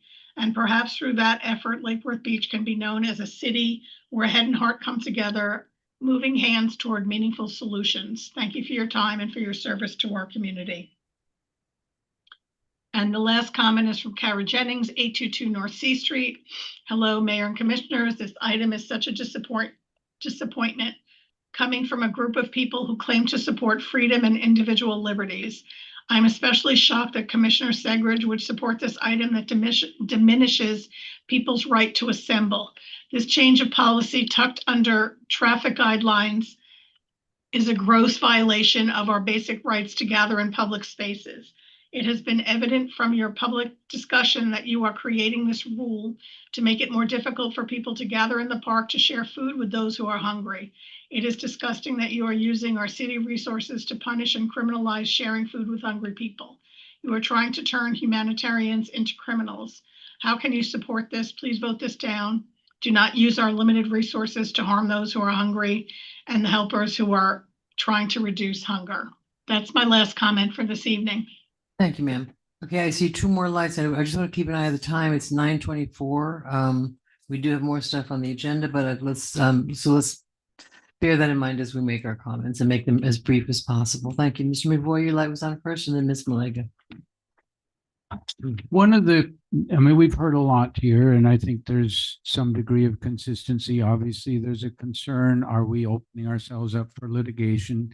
I've been assured by our attorney that they carefully threaded the needle of looking at other ones and wrote it in just such a fashion that we should be able to squeak by on religious freedom, political freedom, assembly freedom, whatever. And I have great confidence in our attorneys. I just wonder at our commission that we would choose to expend legal resources in that fashion. I thought that, I'm not done. Please do not interrupt. I thought it was very interesting, the comment that when the commission in the past was asked to spend money, ARPA money that we had at that point, to help the homeless, instead we spent money to surround the dead. Not the living. I find it interesting that we don't have money to actually, or will to actually help those less fortunate. Instead, we find $500,000 to have park rangers to chase the less fortunate out of our main park or other parks. I do question where we're going. And, you know, there's these moral issues and so on, and choice of policy. Our job here is to allocate resources. By how we allocate them, we very clearly express our values. And I think we've been asked to reflect on that a little bit and think about it, perhaps in the context of Martin Luther King, perhaps in other contexts. I think that's a good idea, but I'd like to bring it back to a much more specific focus. Those who interact with the homeless in this city on a regular basis and actually have some expertise interacting will tell you that the vast majority of them, it's fine. There are exceptions. There are people who, whether there's mental issues or whatever issues, not necessarily homeless, but there are people who are out in public who are a threat and should be dealt with either with mental health issues or with law enforcement. There are real issues, but they are the minority, and they aren't usually the homeless. The homeless among themselves often do quite a bit of informal self-policing. If there's somebody who's kind of acting up and causing problems, the group kind of says, hey, dude, you can't really do that. That's not a good idea. It reflects poorly on all of it. Another piece of this picture is when you have groups, volunteers who regularly interact with those groups and share food. And I think it is important to make a distinction between sharing food and feeding. Share food, you establish a line of communication. So if there is a problem, hey guys, when you bring your boombox, if people do, which I don't think they do, but if you bring your boombox, hey, be conscious. There's a group over there of kids, or there's a group of parents that are coming. Turn down a little bit. Now you've got an informal way to build community and enhance things. When you come down on it with a bunch of rules that really, yeah, we should be honest, we're kind of trying to make it harder. for this. That is, I think, the question that was stated. This is sort of a solution looking for a problem. You actually have a solution. If you let people do the interaction and food sharing, you're going to have a way to benefit the community and deal with some of the issues that people are concerned about that you're now in the process of taking away. And that doesn't seem very wise, especially since it is likely to open up litigation, which is expensive. And I don't think we want to go there. But just on a practical level, I think you're making things worse with this rather than better. I'm going to stop you. We do need to keep it. Thank you. Ms. Malega? Thank you. I'm not going to sit up here and pontificate. I'm going to state some facts. The first order of business I did when I was elected was making sure that we had drinking fountains throughout our city, so our unhoused had access to our clean drinking water. I don't have political aspirations because I don't plan on running for this job because it's not worth me sitting up here being condemned for the work that I do.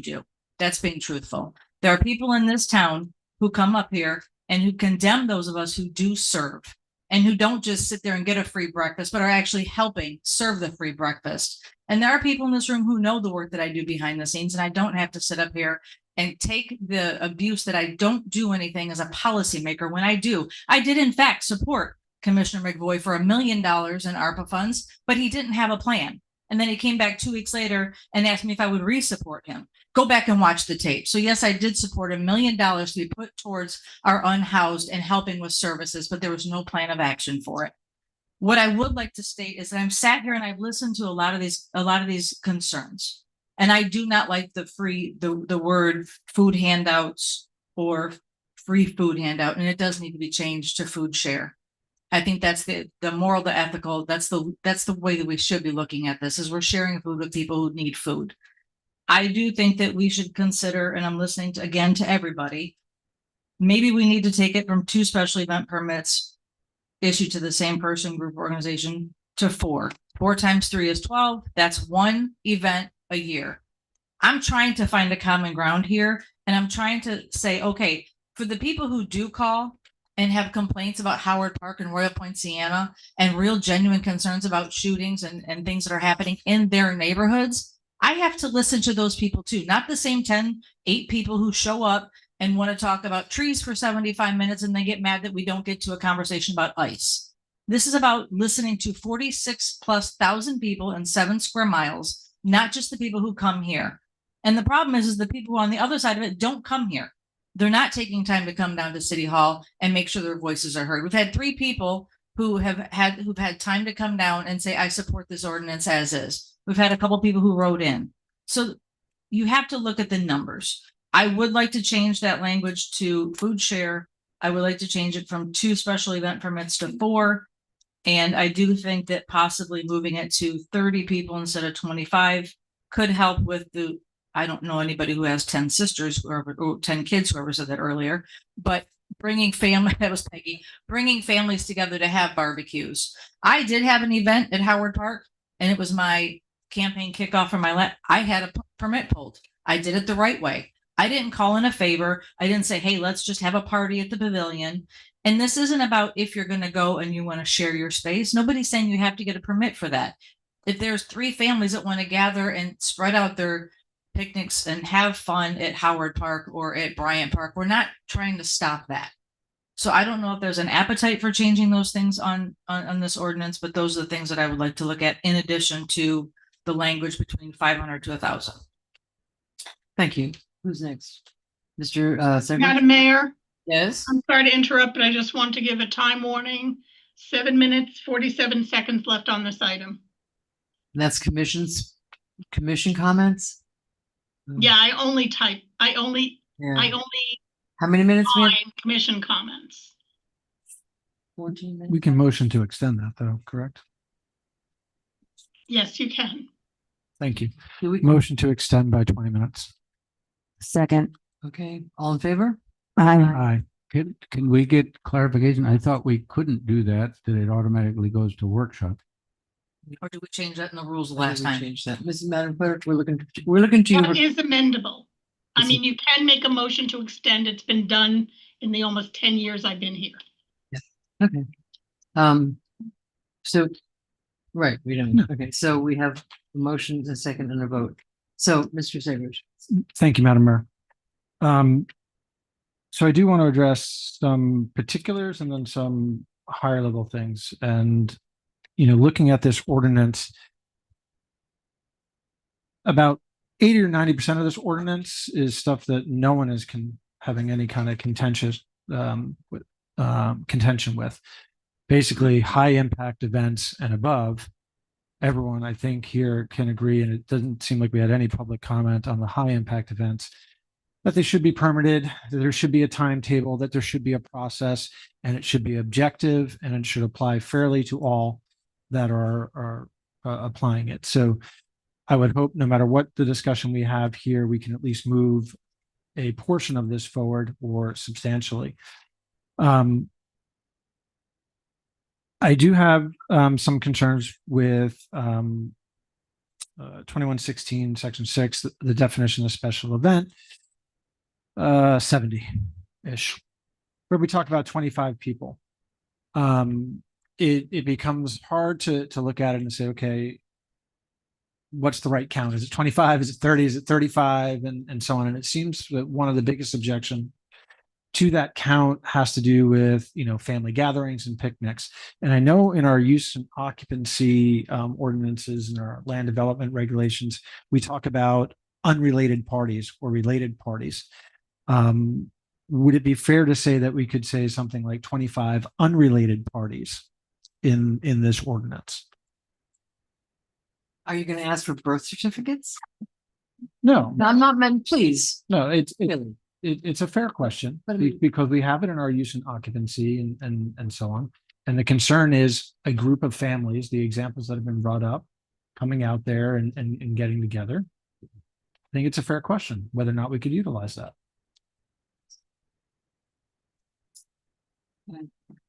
Sure. I hear what you're saying, and I think that what the gentleman brought up about the Friday night, with the families going down to the park, right? He's saying that it's a beautiful night. Let's go to the park and have the kids play. That makes perfect sense, obviously. I think that so there has to be some way to get to yes on that, there has to be, somebody brought up the AA meetings, and the seventh tradition does say for the AA meetings that we will pay our own way, but what you're saying, I believe I'm hearing, is that if it's a gathering of people, that if extra people add in, I am kind of a little confused on that, but I am hearing you. I don't know that we need to be so specific as unrelated people, but there should be something for informal gatherings. And I don't know how you do that with the permit, but I hear what you're saying. Well, I think once you kind of just open it up to informal, what is informal, then you have to define informal and so on. So, the question was to the attorney whether or not that would be a possibility, whether we like it or not, that's up for discussion. But is that a possibility? Yes, this is your ordinance. You can define things how you deem appropriate. Okay. As long as it's constitutional. Yeah. So in item 5 with large festivals, I think we should make it 500 or more just to fill that gap. I think we can all agree on that. I would hope we could all agree on that. Is that number line 6? Yeah. 501 or more. Which line are you?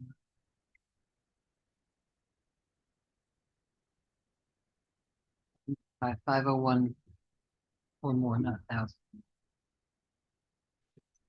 I think section 11, line 108, the very last sentence there, I guess line 113, we talk about a copy of the certification cards must be provided to the city with the application. I think in some cases that might be unreasonable. I think within a time certain before the event, whether that's 1 week or 2 weeks, the example I think of is, okay, we want to plan our festival. We want to know that we can get it permitted. We go ahead and apply. We don't know who all the food truck vendors are. And now as we're bringing them on board, we have X, Y, and Z. Within a week to 2 weeks before the festival, we should know who our vendors are and be able to submit that. But I think having to have all of that at your time of application would be a little tough. I also think of something like the mac and cheese cook-off or the chili cook-off, where we were planning in advance. We were just all there. You know, there was a permanent event and everything. They went through the proper channels. It was a small event, you know, but just having it at the time of application, I think would be unreasonable. What are your guys' thoughts on that? So permit will not be issued until that has been certified. Well, I think you could get your permit, but you have to supply that within a time certain before the actual event. Right. Yeah, you don't get the permit without the certification. I'm just curious with the mac and cheese, did each of the families or cooks show up with a card? No, because it wasn't required at that time, but they certainly would be required. They would have been required to buy this, and that's why we talked about, you know, group education for the NAPC and so on.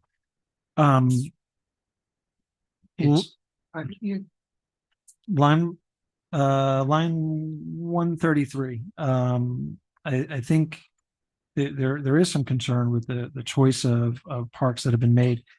I believe the decision was made on those parks based on public transportation access and ability to have proper flow of the people there and parking for the events and so on. I don't think Sunset Ridge fits that bill. It's, you know, driving there, I went up, I think Dixie to 10, and it's quite a long drive from there. And that's kind of the nearest bus stop to that. I would maybe suggest something like the Western Ball Fields or Old Bridge Park, if we are going to limit it, both of which have closer access to transportation. So I don't know what there. In terms of line 120, section F, I think that needs to be reworked. I think there's too many potential issues with the way that paragraph is worded. And I don't think it contemplates certain situations and so on, where I think it needs to be more fleshed out. So, you know, there's a whole bunch of these little things that I think that would basically preclude us from moving forward on a second reading. We would have to have staff come back to this. But again, it really seems like the issues are with the smaller events, right? And so I'm just wondering, and maybe that as for the attorney, is there a way of moving this forward just for the larger events, or because of the amount of changes, we would still have to go back for another first and second? What I have heard is that there are what seem to be, from what you all have enumerated so far, fairly minor changes to several different provisions. You can make a motion that includes those changes and be finished with adoption tonight if you want to. If there are provisions that you're not wanting to move forward, you can remove those from the ordinance and move the rest of it forward. If it's things that you want to make broader changes throughout the ordinance, then it may be that you want to reschedule the second reading and have those changes come forward. There are lots of different options of how you do that. Okay. My concern with you know, specifically around the food distribution type events is we could have 1 cent events that go on, which wouldn't meet this definition. What? 1 cent. You could vend food for 1 cent. Yes. That's fine. That's not terribly difficult to get. I'm just saying there are certain scenarios here that are not contemplated, and I don't think it's ready for moving forward as written. There's also you know, the thought that handing out food is a political expression, and that is where its First Amendment protections come from. we don't address anything about political expression within this ordinance. We do, it's food. I mean, food has been deemed a political expression. Right, but we're limiting food, but not other forms of political expression, Well, one's enough to get in trouble. which is problematic. Right, I think Right. we're not So- ready. Sorry. Commissioner Segrich, just to point out, there's in E, starting on line 115, there's no application fee or security deposit or public expressive conduct and speech events. So you may still have to get a permit for the event, but there would be at no charge. Well, Okay. does that include food though? It would be any permit for that purpose. Well, and the question is, are we agreeing that food sharing is a public speech, public expression of speech? A political speech? I'm not saying whether it is or isn't. I'm saying that your ordinance provides for when there is an assertion that the event is for public expression, that it would be for no fee. And that would not be questioned. That would be a statement that we would honor. It's a certification. There would be a form they fill out and it would go on with the permit and there would be no fee for the permit. Okay, thank you. Okay. So I guess that satisfies my concern over that aspect of it. I think expanding it from 2 to 4 is a good idea. So I would consent to that. So that's kind of the stuff I had. If we can get to some very specifics, maybe we can move forward. Thanks. The smaller events we were talking about, I think we could just discriminate between ones that want to rent a space, the pavilion, the exclusive use versus we're going to go have a picnic on a Friday night. So maybe some wording could be in there about exclusive use, because I know when we were talking about the mac and cheese thing, they weren't interested in renting the pavilion. They didn't want to have one of the designated spaces. They just wanted to be on the lawn with tents. And there was really nowhere to permit that. So we do need to kind of look at that, because I think, and I also think when we do this, we amend things all the time as things come up, right? So we can tweak it as we go, but if we already have concerns, we should address them to the best of our ability before we pass this, right? So I guess, Stuart, what are you thinking? I know you did a lot of work on this, and I know that you've heard the concerns. So do you have any feedback for us before we continue our discussion? I think like the number, obviously, line 60, we can adjust that to 501. It's fairly easy. Food share noted, so we can massage that language. The number of food sharing increased to 2 to 4, and the small neighborhood event, take us back to Veterans Day. It was about 25 people there, and then it grew. Right. So our intent was that there would be more folks there, but there were less.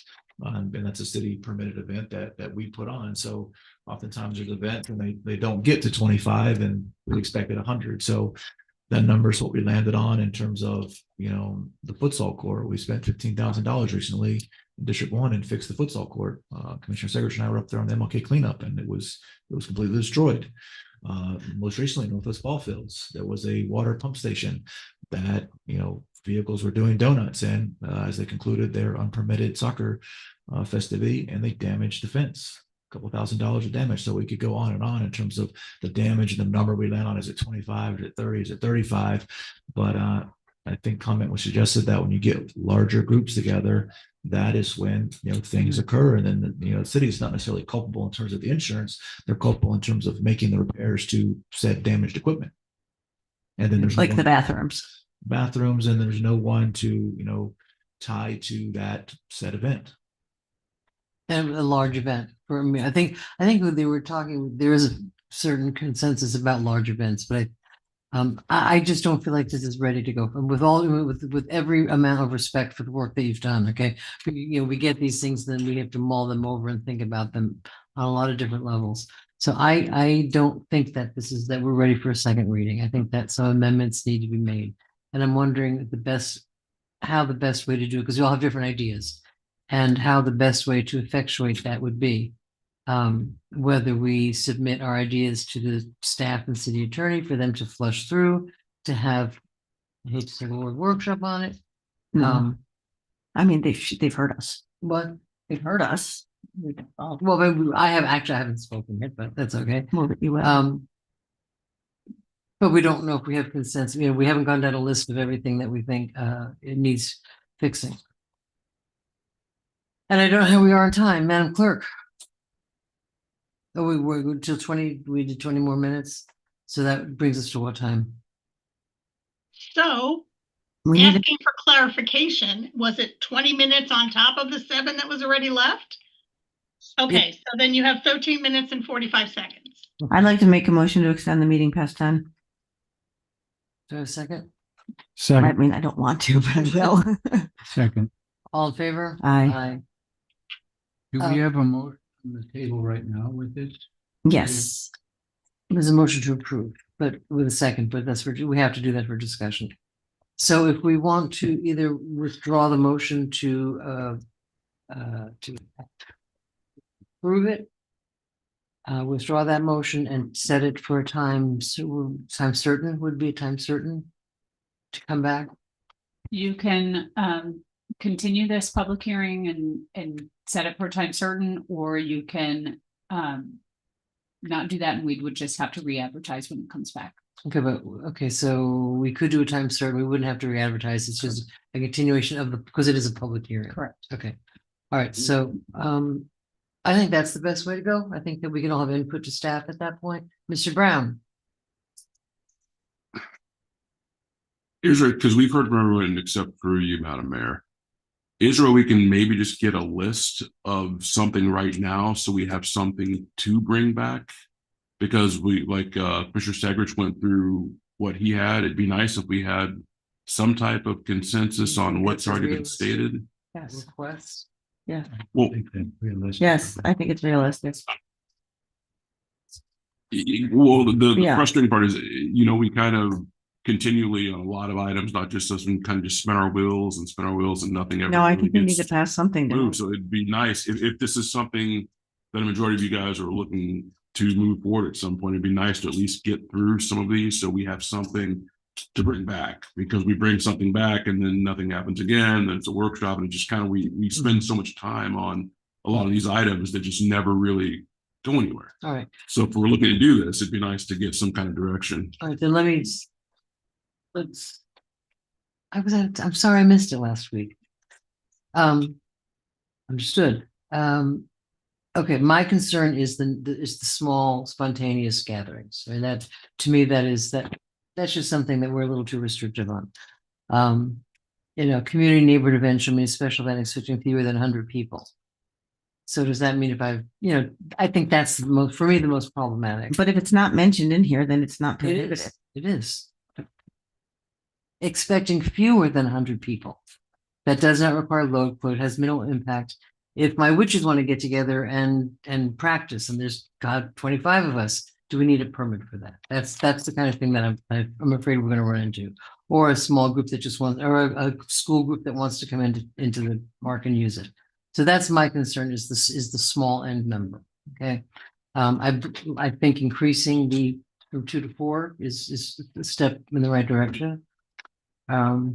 Sunset Ridge Park is a little problematic in terms of transportation, but I'd like to hear an alternative to that, because I think just Memorial and Howard Park is too restrictive. I think it needs to be also in a different part of the city.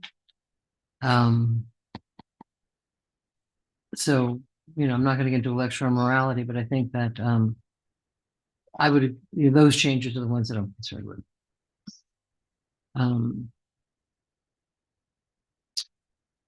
I see your lights, Mr. Brown.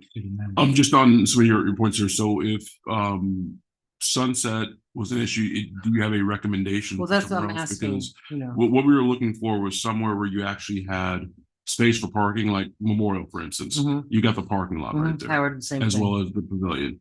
Howard, same thing like that. So you're looking for something that's not going to impede traffic. Old Bridge. There's a bus there. And yeah, there's no bathrooms, and also you've kind of I don't know. That was I don't one we think didn't that's a really look good at idea. because you've Well, got yeah. you've already you got green market, you've got people Well, I with mean, fish, I you already know, have wasn't- activities All right, happening there. So give me another suggestion, and we have like 3 minutes left. Somebody give me a suggestion besides, No, we don't own enough of it to do it. And it's tucked back in there. Well, I know, because I was thinking about it as well. It doesn't make sense to go all the way back in there. I think Sunset's fine. well, I think that transportation is a problem to get to Sunset. What about Cultural Plaza? What I'm not kidding. I don't think that's. about the Hatch parking lot? issue we had with that last time was if you look back Block at traffic. when we were doing the handouts during or the food distribution during COVID. What about Compass? Almost Their already has parking one lot and they run the is full. space. Their parking lot is. So they rent that. We have the right to utilize it in the They lease. already have a feeding there on Sunday. What about Bryant Park? No. We're talking about. I mean, do we need more than two? Again, we were trying to come up with 3 locations. Don't have to have 3. That was just us trying to figure out where it's not going to impede traffic if we're going to do this. So Well, I mean, Memorial and Howard in that sense about parking and about having a regular pavilion and there is public transportation to both of those. I believe Howard goes down to Howard Park. Then maybe just those 2, but I believe in increasing the amount. I don't have a problem with that. And if we take care of the small things, small gatherings, I'm happy with that. Mr. McCoy, I see your light is on. Madam Clerk, where are we? 11 minutes, 18 seconds To what? to the end of the extra 20 minutes. Okay, all right. Then I'm gonna limit this where we've all had our say. So I'm gonna limit this, no lecture, 2 minutes each. Madam Clerk, can you keep track of 2 minutes? Yes, Madam Mayor. Thank you. Mr. McCoy. I thought it was interesting, Madam Mayor, that you mentioned perhaps we should consider Bryant Park, and I would support that. I think it makes sense. I think something that might be helpful. I heard quite a bit of consistency. All right, maybe some of the larger event rules are not problematic. I don't know that we've all thought about them all that carefully, but I'm willing to take on faith that the larger event, 100 bigger or 500 bigger, that those rules we're pretty much okay with. And if you want to move forward with that, that's fine. The smaller, I think it would make sense. There's clearly a concern about spontaneous, smaller ones. Requiring birth certificates doesn't seem like a very practical plan. Just let's let people gather. And on the food sharing part of it, maybe it would be helpful to figure out what are the problematic parts of that. Are there really any very problematic parts? Bryant Park's pretty big. So if you gather people and share food, is it really going to be a problem that other people can't use any part of the park? Or is it just maybe they use a different part of the park if they don't want to see people who are sharing food? I was struck when I was there the last time I was there a few days ago. There was an NA meeting that was almost certainly bigger than 25 people in the South Pavilion. And not very far away, there was a group of I went and I talked to them. I didn't know who they were. A group of homeschooling families that were not particularly from Lake Worth. Some of them may have been, but they came from different parts and they move around to different parks. And there was zero problem. And I asked them, have you overlapped? Have you had the homeschool mothers?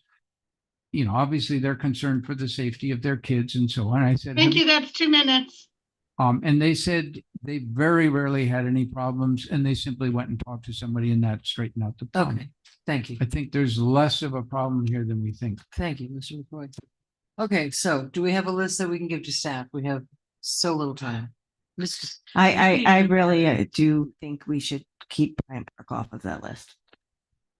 Mr. Sedbush. I think this is a very important issue, and I think we should take as much time as we need to hammer this out. I think we should go through this in orderly fashion, section by section. And that's the only way we're going to get through this, because we keep bouncing around. Because the vast majority of this, we actually agree on. There's no problem with 90% of what's on these papers. There's 3 or 4 sections. And I think if we go through each section, we can discuss it. We've already had general discussion on it. We'll get through this. But I would like to make a motion to extend until we get through this. Extend tonight. To extend past our 20 minutes until we get through this. What else do we have on? No, I can't support that. Okay. I think the idea of looking at it more carefully and figuring out what are the words, maybe some process where we do some of it in our. So then the answer is time, can we go through section by section and get consensus?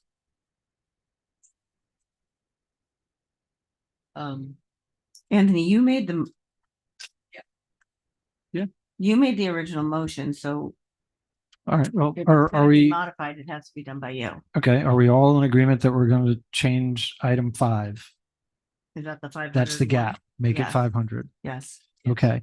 Item number 6, are we going to make any changes to that number of 25? I had a suggestion of making it 25 unrelated. I heard 35 or a number. Are we leaving it at 25? We also have to look at number 3, community neighborhood events. I mean, that number is also important. Okay. Does anyone have a problem with number 3, leaving it at 100? But what it says is it's contradictory. It says in 3, then a special event expecting fewer than 100 people, but then you go down, which could be 25 people or 15 people or 30 people. It's a range. It's Well, between but 25 they and- demands a permit. So you're saying on the one hand, you have to have a permit for that, and then on 6, it's it's 25. So those two have to match. That's all I'm saying. Whether it's 50, whether it's 35, but they should match. Well, it's saying there's an exception for under 25. I mean, it could be worded differently. Am I correct on that? Different language that just. Yeah. Yeah. I don't think we should try to fix this on the fly now. Well, I think we've heard some general things. Like, I but think we're that, I think pretty that number 6 basically says if you were going to do any of those things, where it's going to substantially inhibit the usual flow of pedestrian vehicular traffic or substantially preempts the use of a public area or building by the general public. None of the things that we're discussing does any of that. So if you're talking about the people going down there on Friday night with their kids, that's not doing any of that. So it doesn't matter how many people are on that. Except on number 3, it calls community event that requires a permit under 100. That's the contradiction. Right, but they're talking about specific things that are planned events, not unplanned, spontaneous, natural gatherings. But We're talking about like the mac and cheese thing or the whatever, the chili thing, any of the things that are planned events. I think we're making a big, that it's already, it's addressed in here by not being addressed. It's saying right here, if you're going to stop all the traffic and you're going to, use the public area and buildings by the general public, attracts more people, blah, blah, blah. All of that's in there. So I don't think we have to worry about a naturally occurring event where people are hanging out at the park together. Am I reading this wrong, Stuart? Line 69, where it says or. Yeah, which attracts, yeah. Or which attracts or is intended to attract. I mean, it's a contradiction. We can fix it. Which attracts is intended to attract. You could get rid of the word or, and then what you would be saying is true. But, well, special event, but that brings it under special event. May I interrupt for just a minute, please? We have an hour to get through some really important stuff, one of which is an agreement for assistant city manager search. I'd like to have the conversation of making an extension on this to a time certain at the next meeting, because we have an hour to get other stuff done. I don't disagree with that. So I know, I mean, right now I'm a little irritated. This wasn't worked out on one-on-ones. Staff's here, people are here listening. let's just move this to a time certain at the next meeting. Well, we can't because it's already published, is it not? So that'd be February 3rd, February 3rd, February 2nd, 3rd. whatever that meeting is. Move it to then. All of us do our due diligence to get changes to staff that we want to bring back. And we've got to get moving on. I mean, we have things that need to be Yeah, done I today. don't disagree. I think that was Right. my So intention. you make the personally. So, motion. all right, so there's a motion and a second. I'm sorry, Madam Mayor, to interrupt, but just to let everybody know, the February 3rd agenda gets published on Friday. So we're saying it right now. It's fine. So the backup won't be ready because we'll be working on the backup. Right, that's probably too soon. Because I agree with the one-on-ones and that's going to take some time to get to from our one-on-ones Today's to Tuesday. staff. We have 3 days. I mean, you guys, we. the I homework should won't be have a done. one-on-one before Friday. Send them an email, do something. I mean, we've I got. mean, we've you got to can move tell this them that forward. here's what we can do. We can all express through emails to the staff what our particular items are, issues are. They can, and I think they're going to be sort of in line. If there's any disputes, they can be addressed one-on-one and come back hopefully with language. Can't do it before Friday. I don't know if have we a can do it one-on-one before before Friday. Well, you could always just email. I mean, we all have a pretty good idea of what we're looking for. So by Friday, we can email to staff what our particular changes are. They can work that out. I mean, it's a tight time frame, but it's 10 o'clock now. It's just, we have more things to So do. you have to rescind the question. And then I will make a motion to extend this to time certain February 3rd to bring this back. Do you withdraw your motion? I will withdraw my motion. Okay, do you agree with the seconder? The seconder. Okay, second. So I make a motion to bring this back on February 3rd. All of us do our homework, get your changes in, your whatever it is that we want to see come back to staff before Friday, so this can get done. Yeah. Okay, I'll second. Okay, all in favor? Aye. Aye. Moving on. I was just gonna make sure that's realistic, that everyone can actually get an email. And if you don't. Then don't do it. It's a priority. Right. Make If it a priority. It's not a If it's- priority, then if if you don't care. We all do. We We all all do. do. If So it's I was gonna suggest if you all get everything to us Thursday. ideally before Friday. Right. Thursday, then we can make those changes. Right. Get it in on Friday, and if there are things that don't match up, we can highlight those for you. exactly, for we can decisions. discuss them at the meeting. Alternative language. Okay. All right. Next up. New business, work order number 1 with Atlantic Pipe Services. Motion to- Unfinished Unfinished agreement. Well, there we go. Agreement for executive recruitment services for city manager. Motion to approve. So all in favor? Aye. Thank you. Then work order number 1, new business A. Motion to approve. Second. I'm sorry, who was the seconder for that? There you go. Malega, Thank you. Away. all in favor? Aye. Aye. Next up, B. Construction agreement with Johnson Davis. Folks, could you take it outside? Thank you. Construction agreement with Johnson Davis for the 10th and 13th Street Stormwater Improvement Project. Do I have a motion? Motion to approve. Do I have a second? Second. All in favor? Aye. Thank you for that one, by the way. I don't know who. You're welcome. Oh, you're welcome. C, purchase order for Kelly Tractor Company for a Caterpillar 420 backhoe loader. No. You can't have your backhoe. You guys and your big toys. Motion to approve? Second. Oh, no. Do I have a motion? I can't make a. No, I have a Motion to approve. By May, second by Malega. All in favor? Aye. D, purchase order with Nextran Truck Centers for a Mack RLR truck with a side loader. Jeez. Dude, can I have a motion? Motion to approve. Do I have a second? Second. All in favor? Aye. Aye, okay. That would be good. Okay, we're on commission liaison reports and comments. We don't have to stay till 11. No, those were. No, they It is weren't. taken off. No. I make a motion. Is it E that we have to move to time certain, Oh, Elizabeth? right. Is it E or F? Yes. I make a motion that we continue a resolution number 03/2026 to the February 3rd, 2026 meeting. Second. All in favor? Aye. Aye, thank you very much. Okay, so,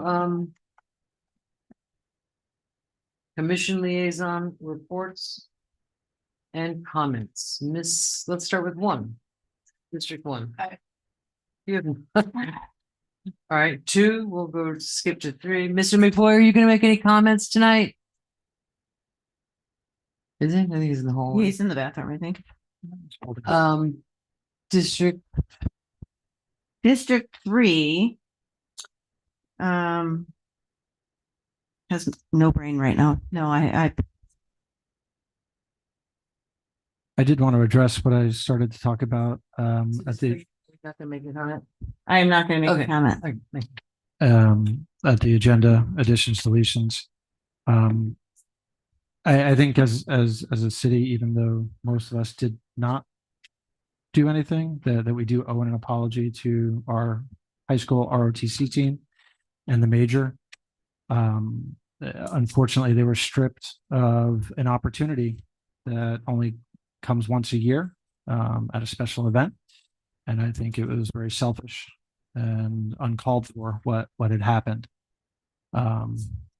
I would like to think that the individual, namely Mr. McVoy, that caused this, would apologize to the committee. But I don't think that's going to happen. So I'm trying to get consensus from our commission here to actually make an apology. For those that don't know, part of what happened is our ROTC drumline and color guard were not able to participate in the Martin Luther King Jr. Day march from City Hall to the Cultural Plaza because of they were being asked to hold political signage that was not in line with what the Martin Luther King Jr. committee had wanted for their private event. And it would also have caused issues for the students in terms of their code of conduct, being ROTC students. And therefore, the major made the decision that it was best for the students to not participate.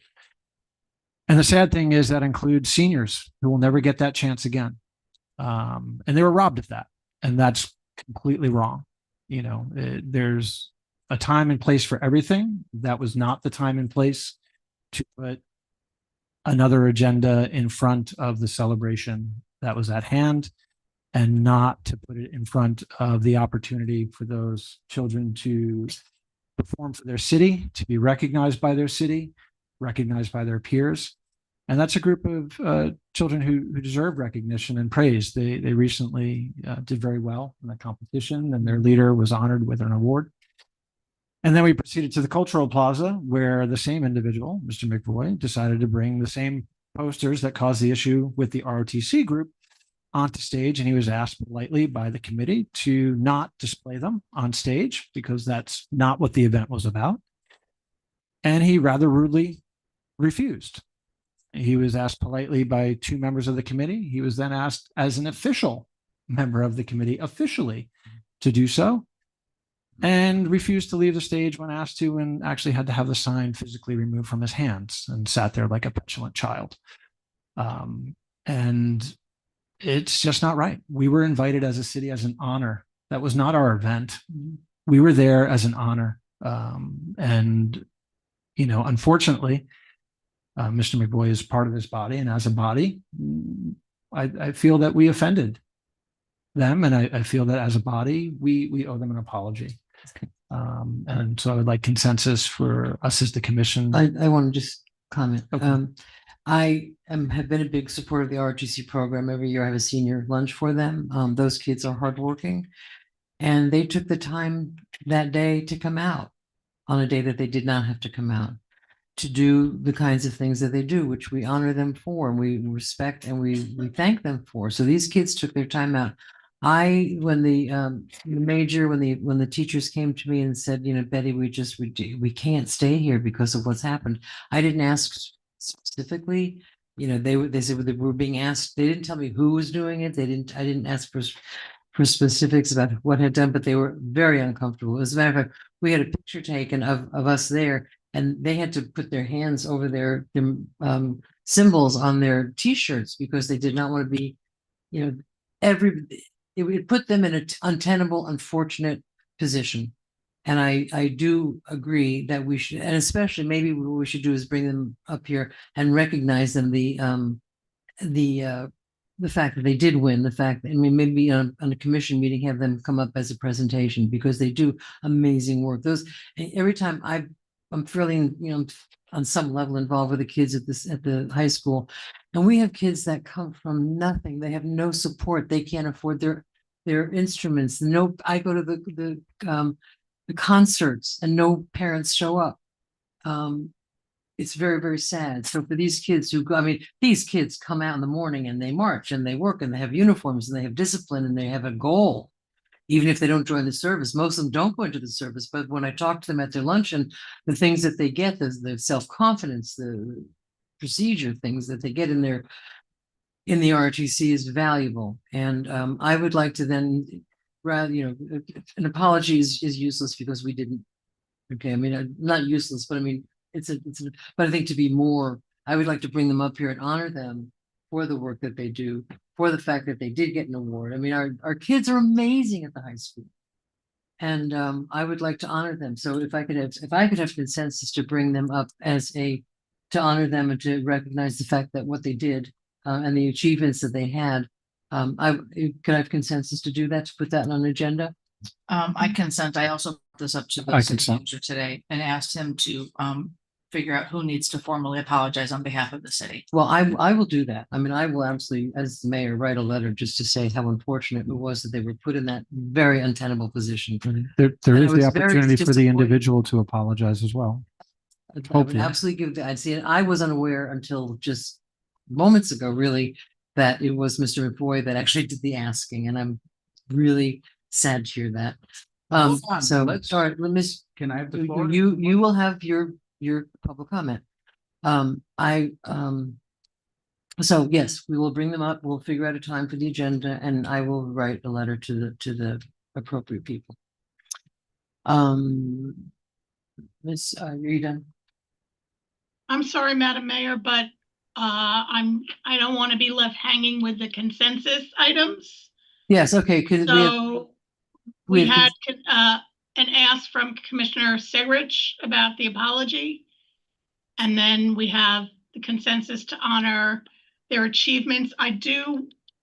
If I may, I would like to remind you that at Friday's pre-agenda, this happened after you left, Mayor, that Commissioner Segrich and everybody agreed to it, wanted to recognize the ROTC.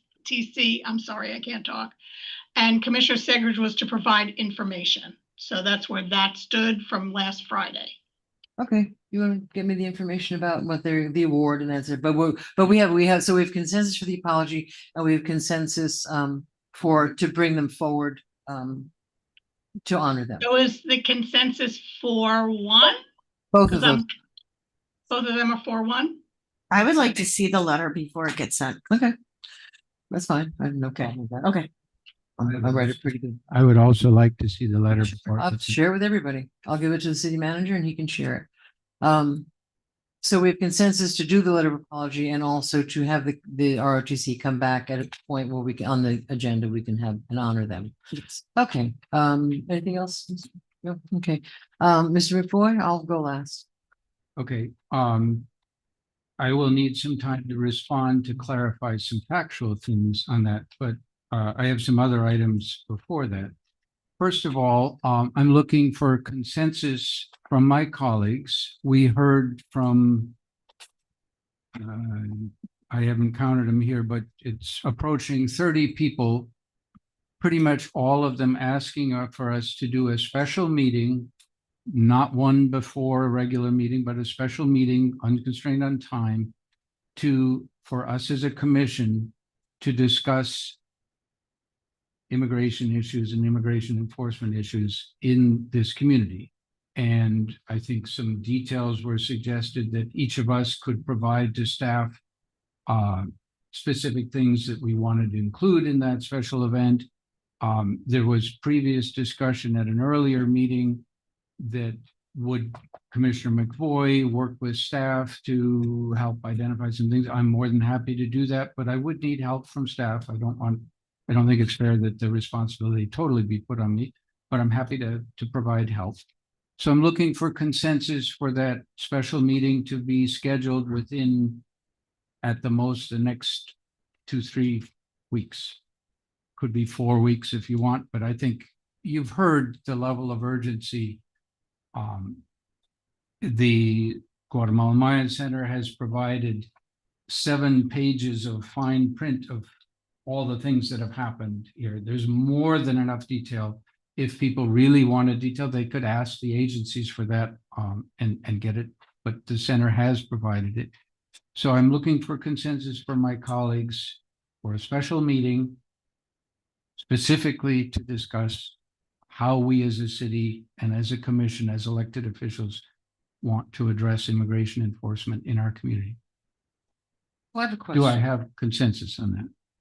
Well, I would like to discuss that a little bit. You know, the demand for a special meeting is, is interesting because a lot of things were said tonight about how, what is the end result of such a meeting? What action are they looking for? I think, you know, I have the feeling, and I'm going to get pushback from this, I know, but you're arguing with the wrong people. We have zero power to make any changes.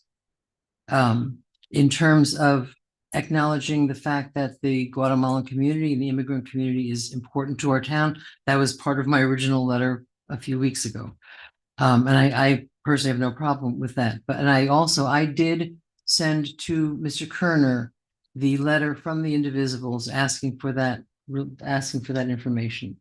I contacted him and he said, send it to my email. I sent it to his email and I told him we have a meeting tonight and I would hope to hear back from him. I have not. We have no more power to demand from the federal government or the state government. I think simply they're angry at the wrong people. The people that they need to be angry at are the people that are actually doing this. And I think that we need to be really careful because PBSO, and I've had many discussions with our PBSO representative. PBSO does not go out and hunt people. PBSO, if there's a warrant, a legal warrant, they can certainly serve a warrant. And there's only been, I think, 2 instances that's actually happened. So we're barking at the wrong people. It's ICE, whatever. And I'm not going to make any comments about my feelings about the people that are doing this. And it's Florida Highway Patrol. It's not our PBSO. And I think we need to be very, very clear about that because this PBSO, District 14, works very hard to complete and build a relationship with our community. And to accuse them of the kinds of things that they've been accused of tonight is unfair. They work hard to build a relationship with our community. They reach out to the children, they read in the schools, they're very visible. I mean, this is not, I've never heard in the 5 years that I've been mayor or even before that, since PBSO took over, that there's been a racial profiling, that there's been anything like that. They have a really good relationship, and you can smirk all you want, but they have a really good relationship with the people in this town. These are hard times for everybody. So in terms of what do people want? What's the end result of a meeting? What is the end result of a meeting? Madam Mayor, my request was for consensus to agree to have a special meeting. The content can be, each of us can put suggestions into staff as to what sort of things you would like to have in it. Presupposing the outcome is kind of an odd way to approach. When we asked to have a task force on something, we didn't say, well, we know what the outcome is, so the idea with the special meeting is to consider, to have staff bring us, what have other cities done? What are things that are within our jurisdiction? Are there informational things that we can ask for? Are there things that we can suggest that or statements that we can make? We have said that we support various sorts of things. At a minimum, we could do that. That can be determined by having a special meeting and we all talk about it. My question, I'm looking for consensus simply to agree to have such a meeting. Is there consensus for that? Mr. Severich? Thank you, Madam Mayor. We already discussed this and came to a consensus. The consensus was Mr. McVoy would provide what are the action items that this commission is being asked to take on and discuss and decide if we're going to do. He agreed to do that. I don't understand why we need to have another consensus to go over the same exact thing. My reasons for wanting to understand what the actions are similar to yours, Mayor. There were a lot of actions asked tonight that even one person directly said they want us to break the law. Be brave, break the law. There are things that I'm not willing to do. I'm not willing to break the law. There are FS 908-103, FS 908-104, FS 908-107, the U.S. Supremacy Clause, Article 6, Section 2, 8 U.S.C. 1325, 8 U.S.C. 1326, 8 U.S.C. 1911. These are all things that we have to take into consideration when we consider what are the list of actions that we can do. And I'm not opposed to taking action. But what I am opposed to is an open-ended discussion that's not going to end up in tangible results. And I don't think it's that big of an ask. And, when Mr. McVoy asked for consensus again on an item that he's asked for a couple of times, the ask was, come back with the plan. And the example was brought up about my task force idea. Guess what? We had a discussion, and within about 5 minutes, I was asked to do what? Go home, come back with the plan, specifically because the discussion was too open-ended. We just had a long discussion about an ordinance where we basically decided the same exact thing. Come back with your specifics before we do it. So, I have no problem taking action. I need to know what we're being asked to take action for so that we can do our research beforehand. If we're all going to just show up in a room and talk about the same things and not have time to research it and go around in a circle, nothing's going to happen. It's going to be a very long meeting with no tangible results. So I think we should stick to the original consensus item, which was already granted. We will have this meeting, but please provide specific, tangible actions of what this commission should be doing. Okay, can I get consensus that staff will help me put together that list? What has staff got to do with it? Yeah, Mr. Brown. Madam Mayor, my light's on. Oh, I'm sorry, Ms. Malega. So I still have a question on the table. I haven't heard answer. I'm personally, I'm going to try to figure out how to have my own town hall and hear from people outside of City Hall. And that's what happened when we did the redistricting map. Went to the community, said this redistricting map's going to happen. Get ahead of the conversation, bring your ideas forward, and let the community give input. I've received information from some organizations that have reached out to me in regards to things that we can do. I need to get with legal to make sure that that is possible. But to me, and I had conversation with some people outside in the hallway earlier, this is something that needs to be done outside of City Hall.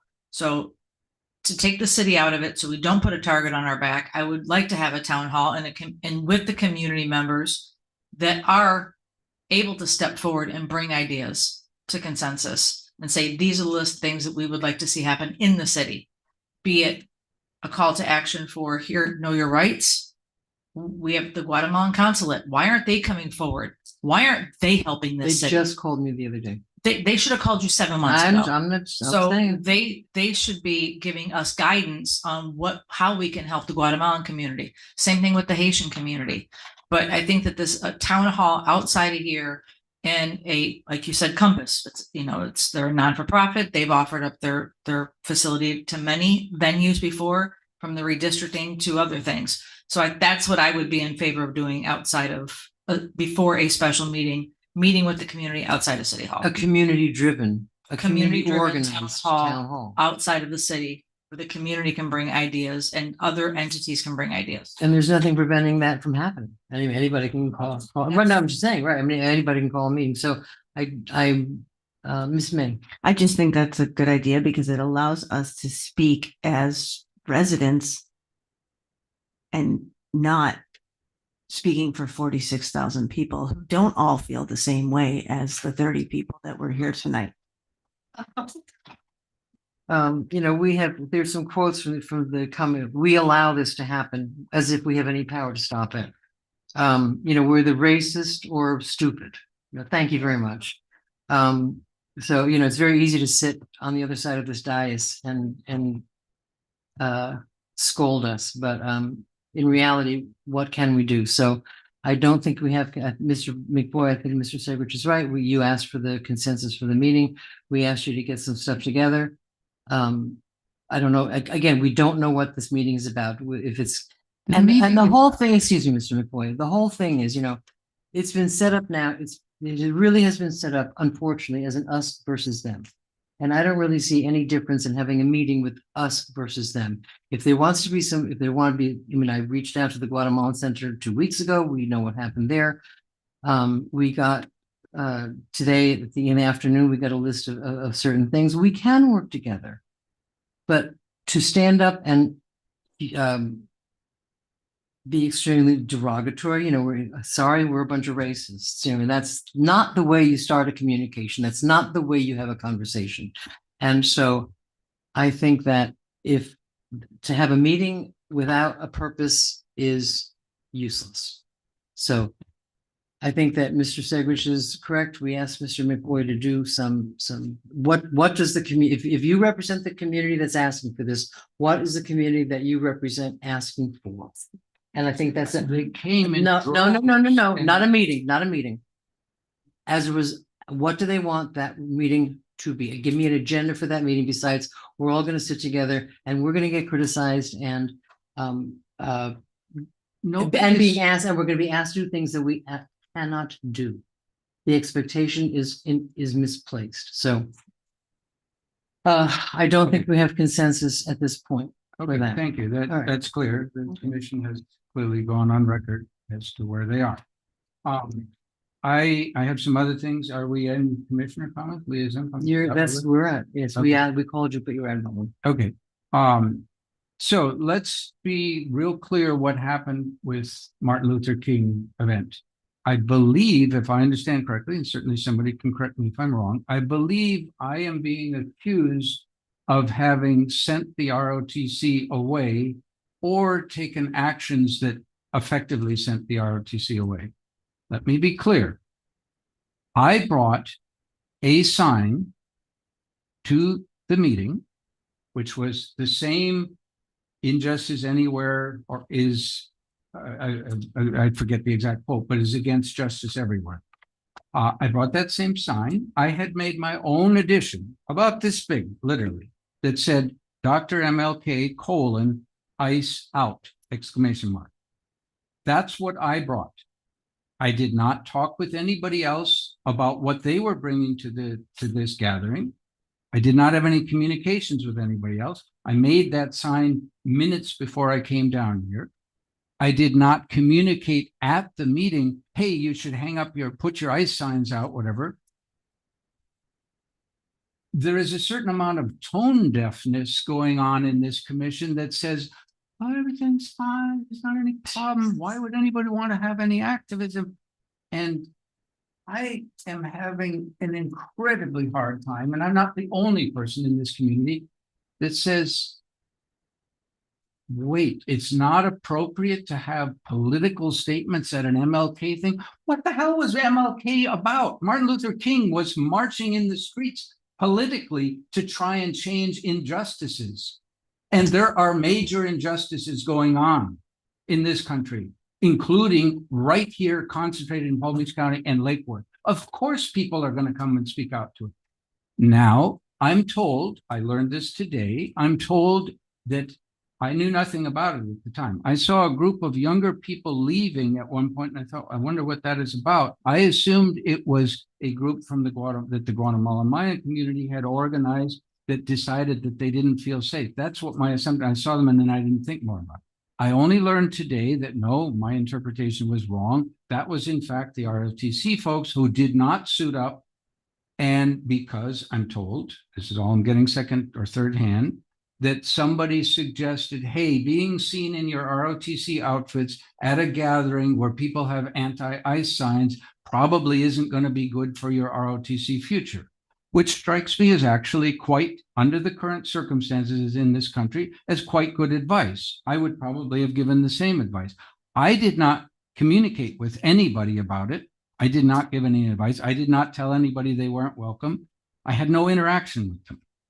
So trying to say McVoy was the only person with an anti-ICE sign there, and he told the ROTC go away is simply a gross misrepresentation of reality. Multiple people apparently feel that ICE is not doing good things and showed up with signs to that effect. And multiple people feel that MLK, Martin Luther King, a way to honor Martin Luther King is to actually speak out against injustices, just like that quote says. So let's be clear about that. Now, let's move to the Cultural Plaza. I brought that same sign, the one that there were many of them around equality and justice everywhere, blah, blah, blah, with my little addition to it. And I set it by my feet as we're sitting up there. There was a description of petulant child and politely asked. I was not politely asked. I was told, you cannot have that sign here. I said, well, I think it's a public space, and I believe that you can have a sign. The sign was yanked out of my hands, and I was twice told, you are an asshole. No. Thank you. I appreciate it. We all have them. So please don't. That's how that was handled. I was told that I just want attention. Please. Dr. McVoy does not need to grovel for attention. Please. Let me read you something. The Everglades Coalition is an alliance of nearly 60 local, state, and national conservation and environmental organizations dedicated to the full restoration of the greater Everglades ecosystem. I received this today. The Public Service Award is given to an outstanding elected, appointed, or agency professional who has gone above and beyond the call of duty to advance Everglades restoration. Let me give you just a few of the people who've been given this award. U.S. Representative Debbie Wasserman Schultz, Dr. Evelyn Geiser, who's from FIU, is a real specialist on algae and things like this, smart lady. Congressman Francis Rooney, Commissioner and now Mayor Daniela Levine Cava, Florida Senate President Joe Negron, Senator Bill Nelson, Miami Commissioner Katie Sorensen. And that's not the full list because they give them every year and they've done it since 1995. Today, the Everglades Coalition continues to honor one outstanding public servant each year. Dr. Christopher McVoy is an Everglades expert author and a Lake Worth Beach commissioner. Dr. McVoy is a public, I cut out some stuff. Dr. McVoy is a public servant in the truest sense. I hardly need the attention. I'm not a person that particularly is fond. I'm a little embarrassed about things like that. But if you're really worried, and you may remember that the Lions Club gave me an award recently for humanitarian service. I didn't get. Oh, don't. You're full of crap. Ms. Malaga. I have never donated to the Lions Club. Don't get into it. It's just let it go. I have no awareness of that, and that. I mean, the level of silliness comments and I can do my comments. is unreasonable. I appreciate my commission's concern about keeping Martin Luther King ceremonies very clean and proper. We certainly wouldn't want to march for anything significant because Mr. King certainly didn't do that. And he certainly didn't risk his life to speak out on issues and injustices. So I'm very glad that my commissioners are not embarrassed at trying to suppress public comment, public protest. And yeah. Thank you. Okay, my comments, we're not going to go back. We're not going to go back. We can't. It's just, we can't. There are photos of him. So Okay. All right, stop, both of you. Boys. My public comment is exclusive. Three of us are heading up on Sunday to the long trek to Tallahassee, where, we talk about issues that affect the city. There are major issues that are about to affect the city. They are looking at raising our sovereign immunity, cutting property taxes, again, limiting the amount of control that cities have over their finances, over their zoning. So Ms. Malega, Ms. May and I are, and it is not fun to go to Tallahassee. You fly to Atlanta, then you fly to Tallahassee. It's not, you get schlepped around these buildings. It's not fun, but we have to do it. So that's one thing that we're doing. We're all in different committees and we will be lobbying for the city and for cities in general through the Florida League of Cities. I don't have much else to say about that, but I'm looking forward to hopefully, where there are people with actual power over our cities is Tallahassee and is Washington. And so we are going directly to the people that actually have an effect on our daily lives and our ability to govern in general. So wish us all luck and have a good evening. Mr. City Manager. I have nothing to. Thank you. Madam Attorney. I have nothing. All right, thank you. Do I have a motion to adjourn? By Mr. McBoy, second by Ms. Malega. All in favor?